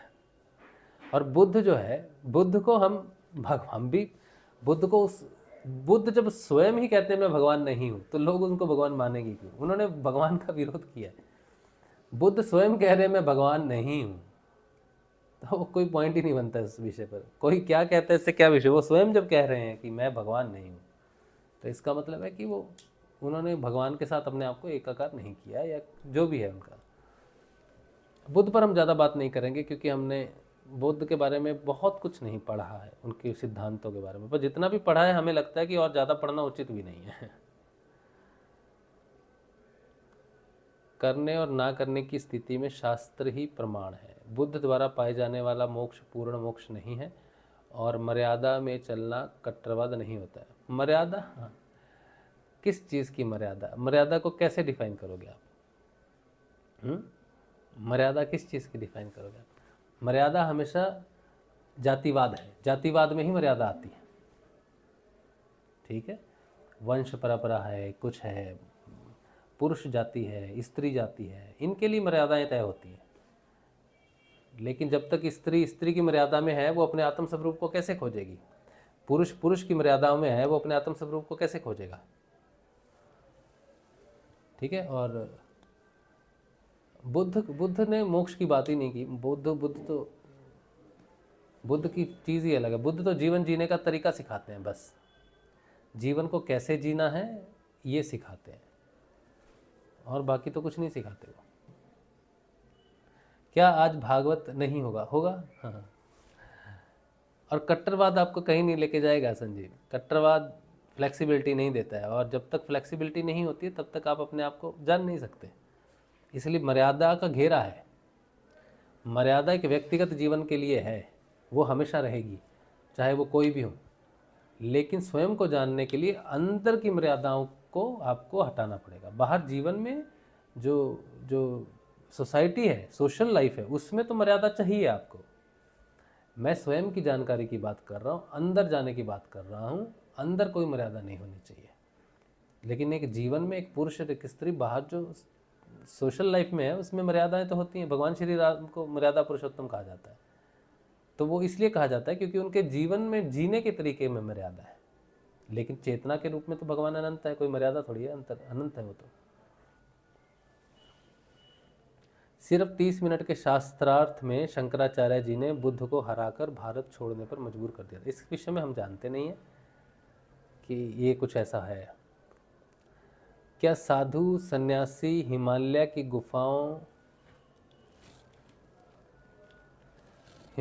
गुफाओं कैसे कई सौ वर्षों तक बिना खाए पिए ध्यान में बैठे रहते हैं? वह भी भगवान की लीलाओं में रहते हैं? नहीं, तो एक औषधियों पर अपने जीवन को तंदुरुस्त रखते हैं वो। गुरुदेव ने कहा ना, औषधि है, योग का एक महत्वपूर्ण हिस्सा है ये औषधि। च्यवनप्राश है, जैसे च्यवनप्राश अगर असली च्यवनप्राश किसी को मिले तो वो शरीर को निरोग रखता है, जवान रखता है, बूढ़ा होने नहीं देता वो। तो ऐसी कुछ सिद्धियां हैं, कुछ औषधियां हैं जिनकी वजह से वो अपनी साधना को बढ़ाते हैं। जब गुरुजी का ध्यान करता है तो मुंह में मीठा पानी क्यों आता है? कईयों के आता है, मुझे तो आज तक अनुभव नहीं हुआ ये कि मुंह में पानी आता है, लेकिन ये कोई क्रिया है, कुंडलिनी क्रिया है, उसकी वजह से ऐसा हो सकता है। ठीक है, चलिए तो श्रीमद् भागवत पढ़ेंगे। और देखिए, सच्ची विचारधारा जो है ना, या फिर जो ज्ञान है ना, वो किसी एक के पक्ष में हो और दूसरे के पक्ष में ना हो, ऐसा ज्ञान सच्चा ज्ञान नहीं होता है। सुषमा जी कह रहे हैं, आप बुद्ध को कैसे डिफाइन करेंगे भाई जी? बुद्ध को डिफाइन करने के लिए बुद्ध को समझना पड़ेगा, बुद्ध के बारे में पढ़ना पड़ेगा, बुद्ध की पूरी फिलॉसफी को जानना पड़ेगा। और मुझे नहीं लगता है कि हम बुद्ध को उतनी डिटेल में कभी पढ़ेंगे या समझेंगे। बुद्ध जीवन जीने को जीवन में बंधना नहीं चाहते थे। वो किसी भी सोशल लाइफ के लिए बुद्ध जो है वो आदर्श नहीं है। अगर भगवान को अपनी लीला चलानी है, संसार को चलाना है, परिवार को आगे बढ़ाना है, तो बुद्ध जैसे लोगों को पैदा नहीं किया जा सकता, क्योंकि बुद्ध परिवार नहीं बढ़ाएंगे कभी भी। तो बुद्ध जो है वो सदैव नहीं रहेगा। एक समय के बाद बुद्ध की जो भी प्रभाव है वो खत्म हो जाएगा। एक समय में लोग प्रभावित होंगे, लेकिन अगर संसार को आगे बढ़ना है, संसार और आगे है, 7 मनवंतर और आगे हैं, तो बुद्ध आगे नहीं जाएंगे, क्योंकि वो तो त्याग की बात करते हैं।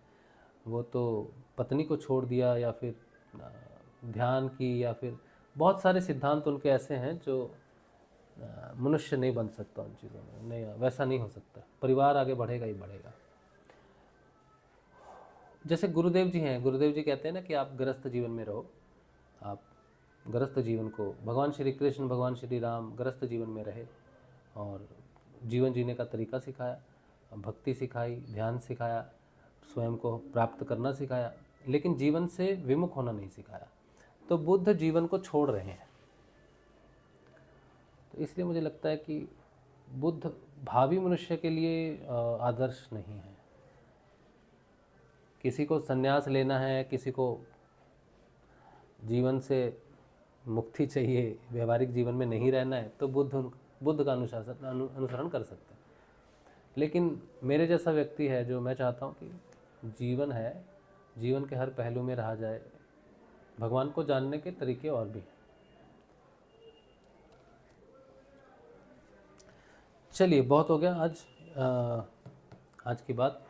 अभी हम थोड़ा अध्ययन करेंगे। वैसे भी सिग्नल थोड़ा वीक हो गया है। मुझे लगता है कि दरवाज़ा बंद तो नहीं कर दिया। 1 मिनट। हाँ,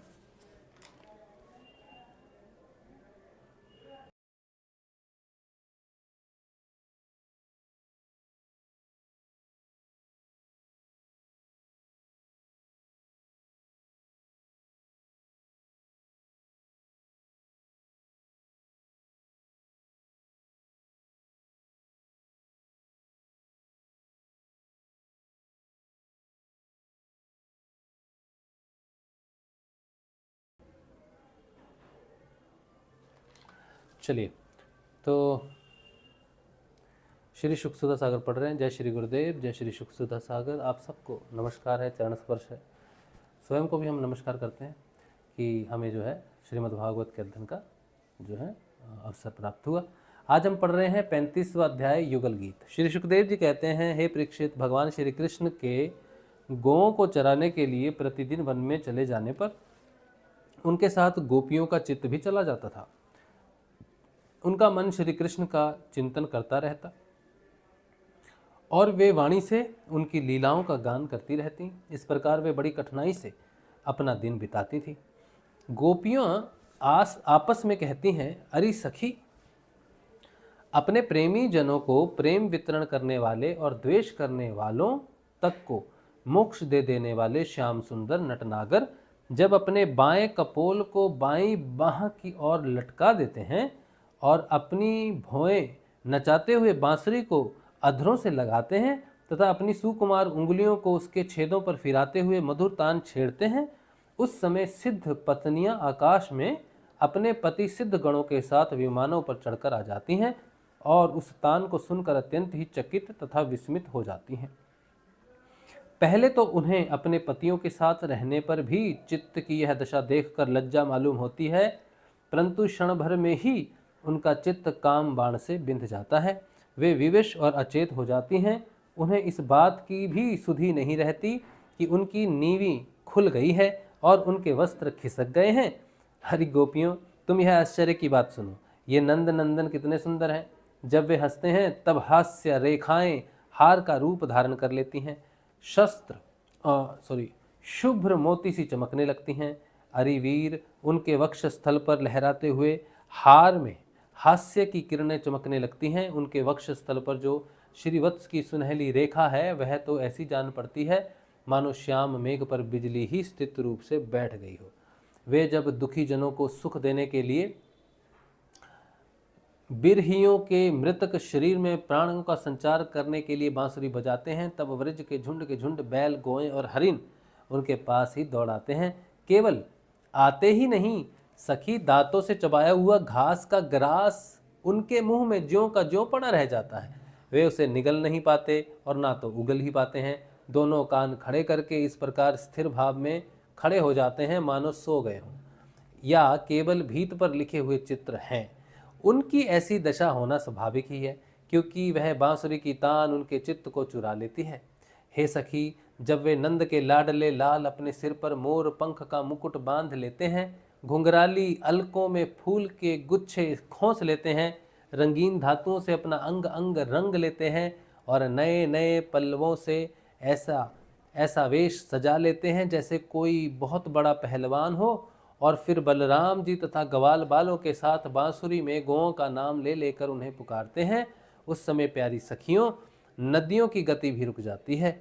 वे चाहती हैं कि वायु उड़ाकर हमारे प्रियतम के चरणों की धूलि हमारे पास पहुंचा दे और उसे पाकर हम निहाल हो जाएं, परंतु सखियों, वे भी हमारे ही जैसी मंद भागिनी हैं। जैसे नंद नंदन श्री कृष्ण का आलिंगन करते समय हमारी भुजाएं कांप जाती हैं और जड़ता रूप संचारी भाव का उदय हो जाने से हम अपने हाथों को हिला भी नहीं पाती, वैसे ही वे भी प्रेम के कारण कांपने लगती हैं। 2-4 बार अपनी तरंग रूप भुजाओं को कांपते कांपते उठाती तो अवश्य है, परंतु फिर विवश होकर स्थिर हो जाती हैं, प्रेम वश से स्तंभित हो जाती हैं।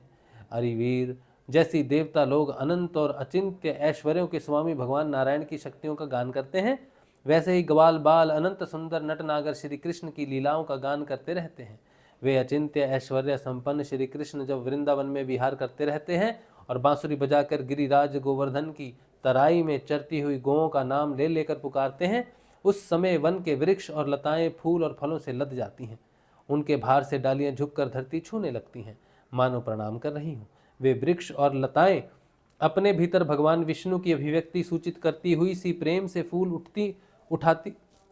फूल उठती हैं, उनका रोम रोम खिल जाता है और सबकी सब मधुधाराएं उडेलने लगती हैं।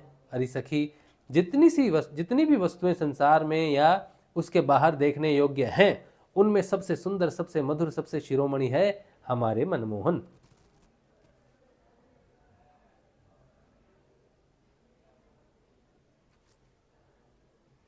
उनके सांवले ललाट पर केसर की खौर कितनी फबती है, बस देखते ही जाओ।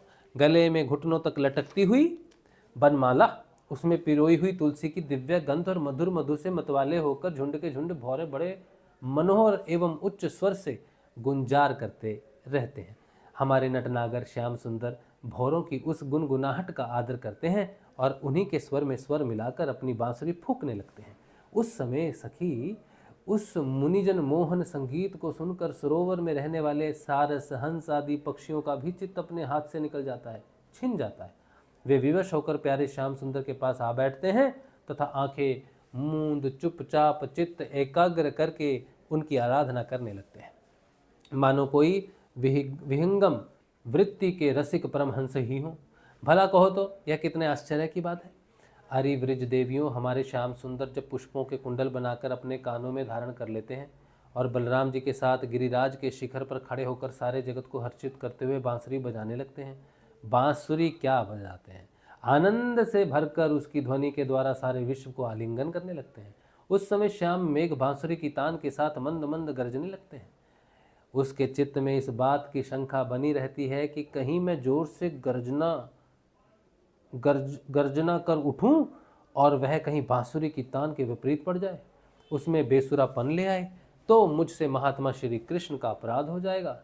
सखी, वह इतना ही नहीं करता, जब वह देखता है कि हमारे सखा घनश्याम को घाम लग रहा है, पसीना आ रहा है, तब वह उनके ऊपर आकर छाया कर लेता है, उनका छत्र बन जाता है। अरे वीर, वह तो प्रसन्न होकर बड़े प्रेम से उनके ऊपर अपना जीवन ही न्यौछावर कर देता है।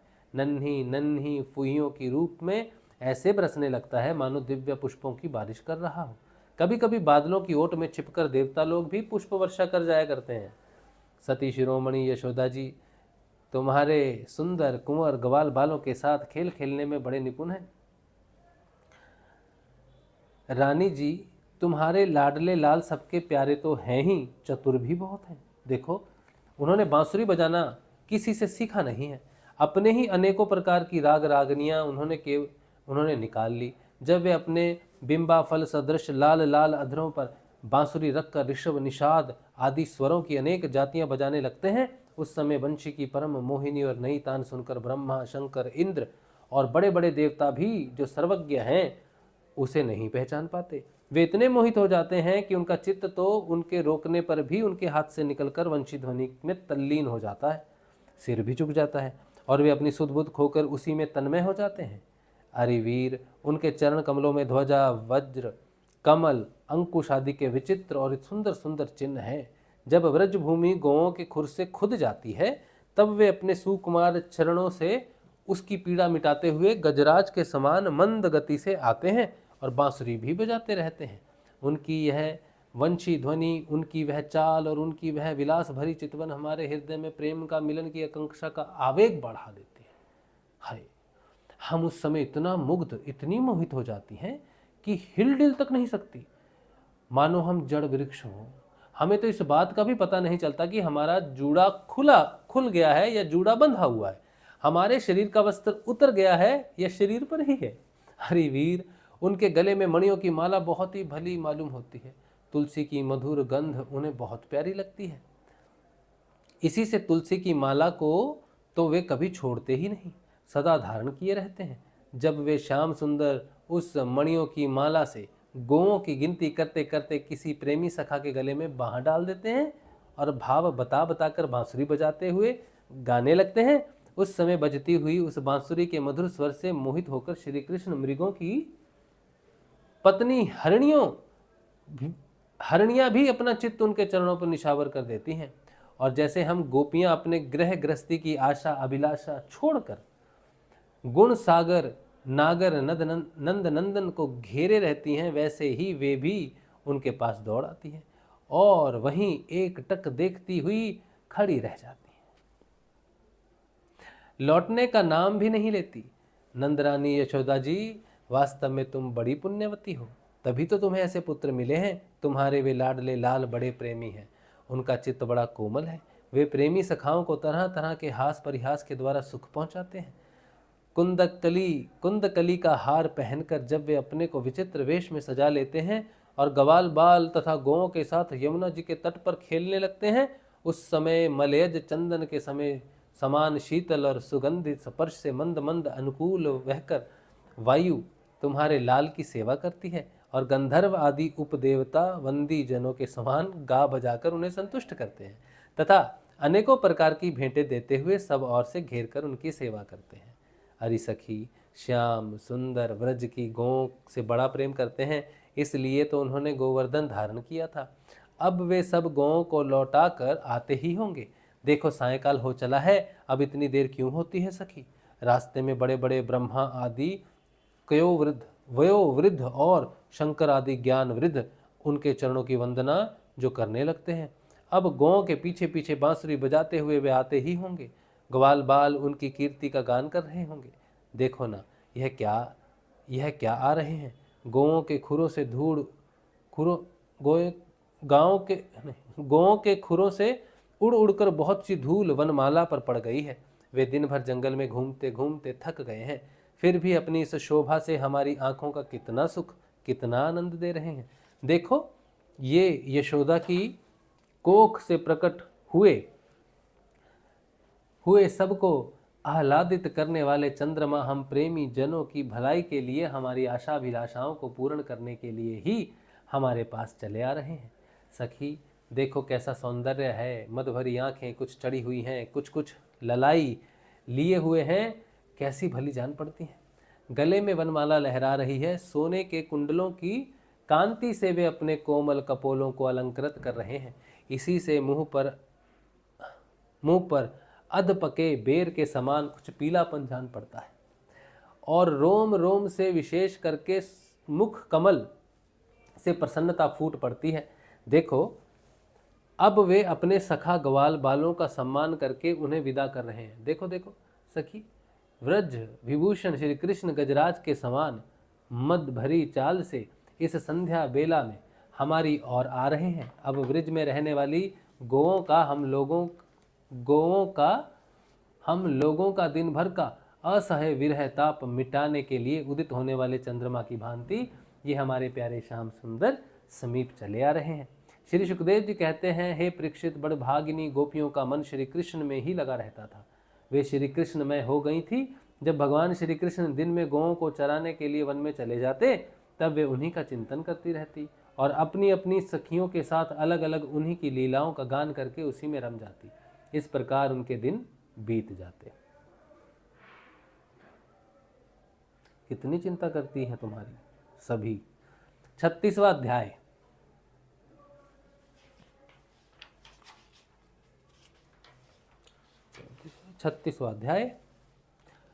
अरिष्टासुर का उद्धार और कंस का श्री अक्रूर जी को व्रज भेजना। भाई अक्रूर जी की बातें ना पढ़नी है। और अक्रूर जी जो है ना, हाय अक्रूर जी,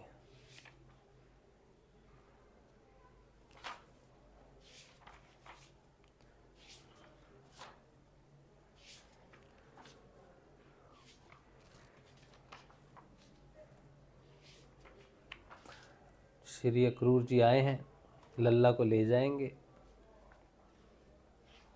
लल्ला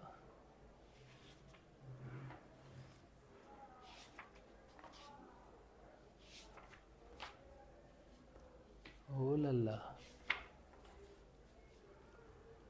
और फिर जब ले जाएंगे और लल्ला फिर आएगा नहीं, आएगा बोलेगा हम परसों तक आ जाएंगे।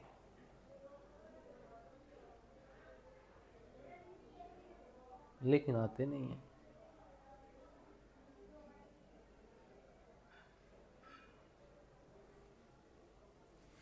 चलिए, तो 36वां अध्याय जो है वो हम पढ़ेंगे कल, और फिर देखते हैं कि आगे जो बदलाव आने वाला है।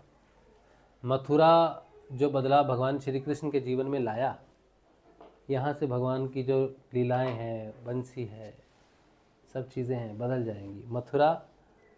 मथुरा उनका जीवन बदल देता है, और वृंदावन भी, गोपियों का, मैया का, नंद बाबा का, सबका जीवन जो है वो बदल जाएगा।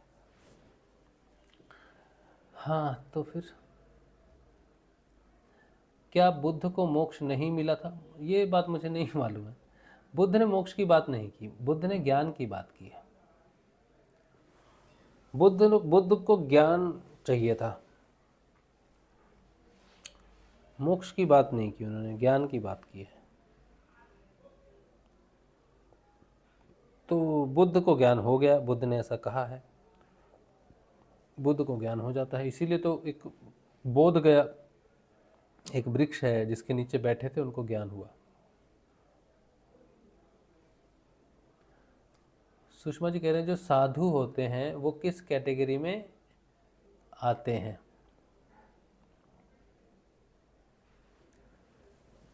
साधु आते हैं सत्य की कैटेगरी में। जो सच्चे होते हैं वो साधु होते हैं। साधु किसी कैटेगरी में नहीं आते, बल्कि सत्यवादी जो होते हैं वो साधु की कैटेगरी में आते हैं। साधु का जो अर्थ है, वो साधु का अर्थ है सत्य।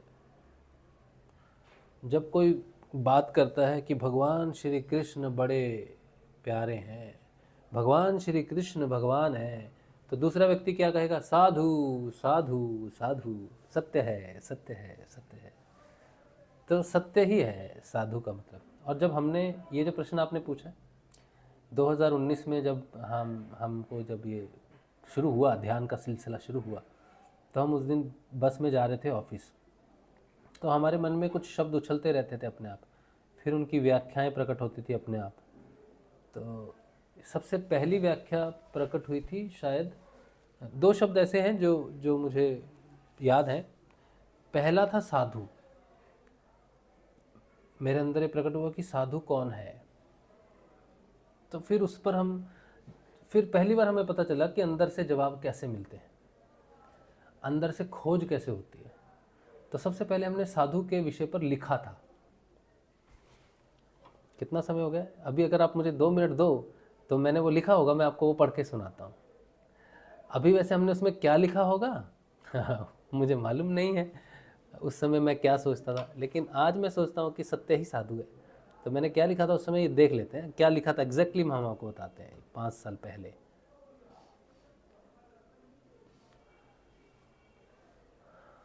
देखें क्या लिखा था।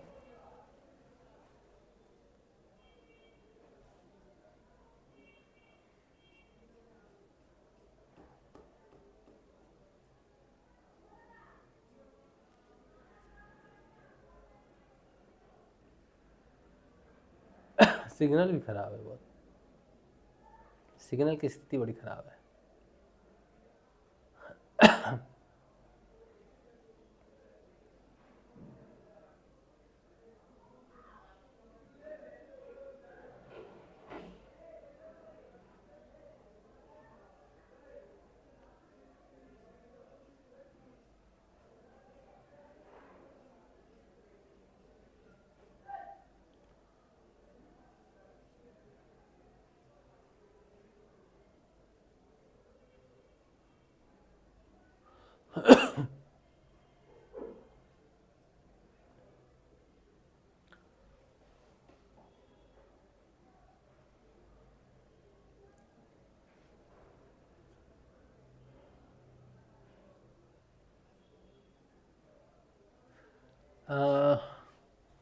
12 नवंबर को हमने लिखा था गुरुत्वाकर्षण के बारे में पहली बार, शायद 12 नवंबर। और भी लिखा हुआ है, उससे पहले भी लिखा हुआ है, 9 नवंबर को भी लिखा हुआ है। तो जो हमें याद है गुरुत्वाकर्षण पर हमने लिखा था पहली बार, जिसने हमें बाकी गुरु भाइयों में मशहूर कर दिया था। जो लोग मुझे जानने लगे उस समय, वो इसी लेख के माध्यम से लोग जानने लगे थे मुझे। उसके बाद 14 नवंबर,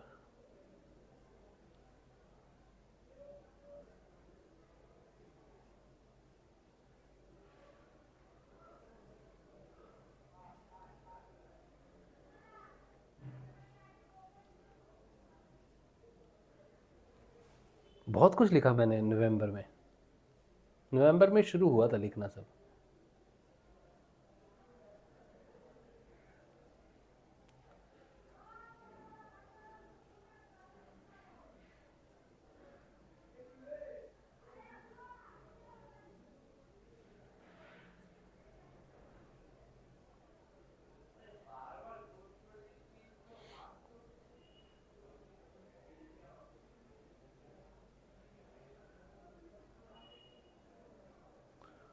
कितना कुछ लिखा है रे बाबा।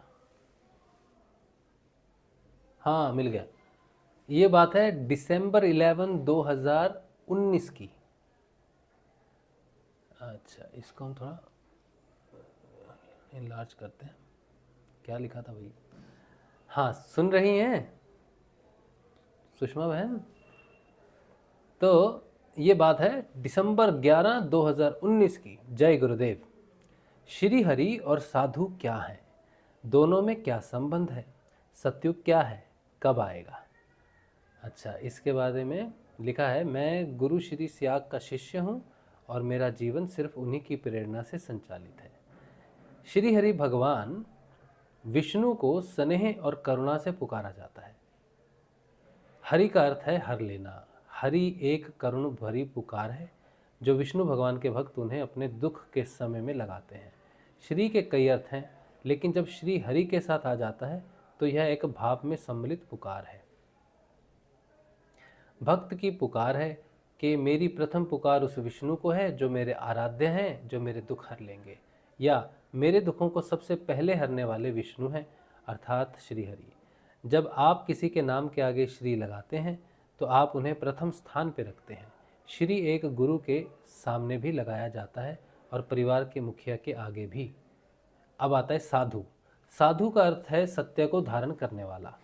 भगवा वस्त्र धारण करना साधु नहीं है। भगवे वस्त्र को धारण करना त्याग का चिन्ह है। भगवा सिर्फ त्याग का चिन्ह है, त्याग नहीं है। त्याग के समय काल को ही संन्यास कहते हैं। त्याग कई प्रकार के हैं, लेकिन जो त्याग से बुद्धि और मन सशक्त होते हैं, उन दोनों को सशक्त करने तक का संयम ही त्याग में रहने का संयम है। यही संन्यास समय सही में संसार का आधार है। संसार संन्यास का ही प्रतिफल है। जीवन में संन्यास और संसार दोनों ही अनिवार्य हैं। क्योंकि संन्यास संसार का आधार है, इसलिए संन्यास का जीवन में प्रथम स्थान है, ना कि संसार के अंत के समय का। जब मनुष्य गुरु धारण करके इस संन्यास को संसार में रहकर इसी जीवन में ही समझ लेता है तो वो द्विज कहलाता है, अर्थात उसका दूसरा जन्म हो जाता है, जिसका आधार संन्यास ही होता है, जो उसके साधु व्यवहार से जन्म लेता है। जो मनुष्य सत्य धारण करके संन्यास को समझता है और फिर संसार के कर्मों में व्यवहार करता है, वो सतयुग को जीता है। गुरु श्री स्याग कहते हैं कि जो दीक्षा मैं देता हूँ उसे संसार सुख और मोक्ष दोनों है। सतयुग ऐसे सत्य मनुष्य व्यवहार का समय है जो व्यवहार वो साधु कर्म से साधु बन के संन्यास की आधारशिला पे नए संसार का निर्माण करता है, वही सतयुगी है। युग शब्द केवल ऐसे मनुष्य का धरती पे व्यवहार करने का समय काल है। श्री हरि गुरु हैं, साधु शिष्य है, दोनों का मिलन ही सतयुग है। जिस शिष्य के हृदय में उसके गुरुदेव विराजमान हो जाएं, फिर उसे गुरुदेव की तस्वीर या मूर्ति की आवश्यकता नहीं होती। उस शिष्य की वाणी में स्वयं गुरुदेव की वाणी होती है। उस शिष्य के हर कार्य में गुरुदेव ही करता होते हैं। स्वामी विवेकानंद ऐसे ही शिष्य थे। जब वे वाशिंगटन में बोले थे या जहां भी उनके गुरु के दर्शन के संपर्क में बोले थे, वहां वे नहीं, उनके गुरु श्री रामकृष्ण परमहंस ही बोले थे। गुरु श्री स्याग अपने शिष्यों को इन्हीं गुरु शिष्य की उदाहरण देकर कहते थे कि जब तुम मेरे दर्शन के बारे में बोलोगे तो तुम मुझसे जुड़ जाओगे, तब तुम नहीं, मैं बोलूँगा। गुरु श्री स्याग मेरे परम पूजनीय गुरुदेव हैं। मैं जो कुछ भी समझ पाता हूँ या लिख पाता हूँ, ये उन्हीं की कृपा से संभव होता है। मेरे प्राण प्रिय गुरुदेव ने कहा था कि जल्द ही सतयुग आएगा, 1000 वर्षों के लिए। उनकी ये बात मुझे अब समझ आ गई है कि सतयुग का मतलब मनुष्य में आ रहे परिवर्तन से है, या मनुष्य की उस गुरु कृपा से जागृत साधु तत्व से है जो उससे नए समय का निर्माण करवाएगा। ये साधु तत्व गुरु से ही प्रणीत है, गुरु का ही रूप है, और जो गुरु के मार्ग पर पूर्ण समर्पण करेगा वही साधु है और वही सतयुगी है, और उसी शिष्य में सतयुग है। जय गुरुदेव श्री स्याग, जय गुरुदेव श्री गुरुदेव राजशिव। ये पूरा मैंने आपको पढ़ के सुना दिया। ये उस समय की बात है जब हम नए नए जो है कलम को पकड़े थे। बहुत कुछ ऐसा लिखा था मैंने उस समय जिसमें संशोधन की आवश्यकता भी है, लेकिन हमें समय नहीं मिलता कि हम संशोधन करें। चलिए, सिग्नल जो है बहुत ही ख़राब है। पता नहीं आपको कितनी बात मेरी सुनी होगी, कितनी बात आपने समझी होगी। अगर नहीं बात आ रही है तो कल फिर से हम पढ़ेंगे। आज का सत्संग श्री गुरुदेव के श्री चरणों में। कल मिलेंगे, कल के ध्यान में और कल के सत्संग में। जय श्री गुरुदेव, जय श्री दादा गुरुदेव।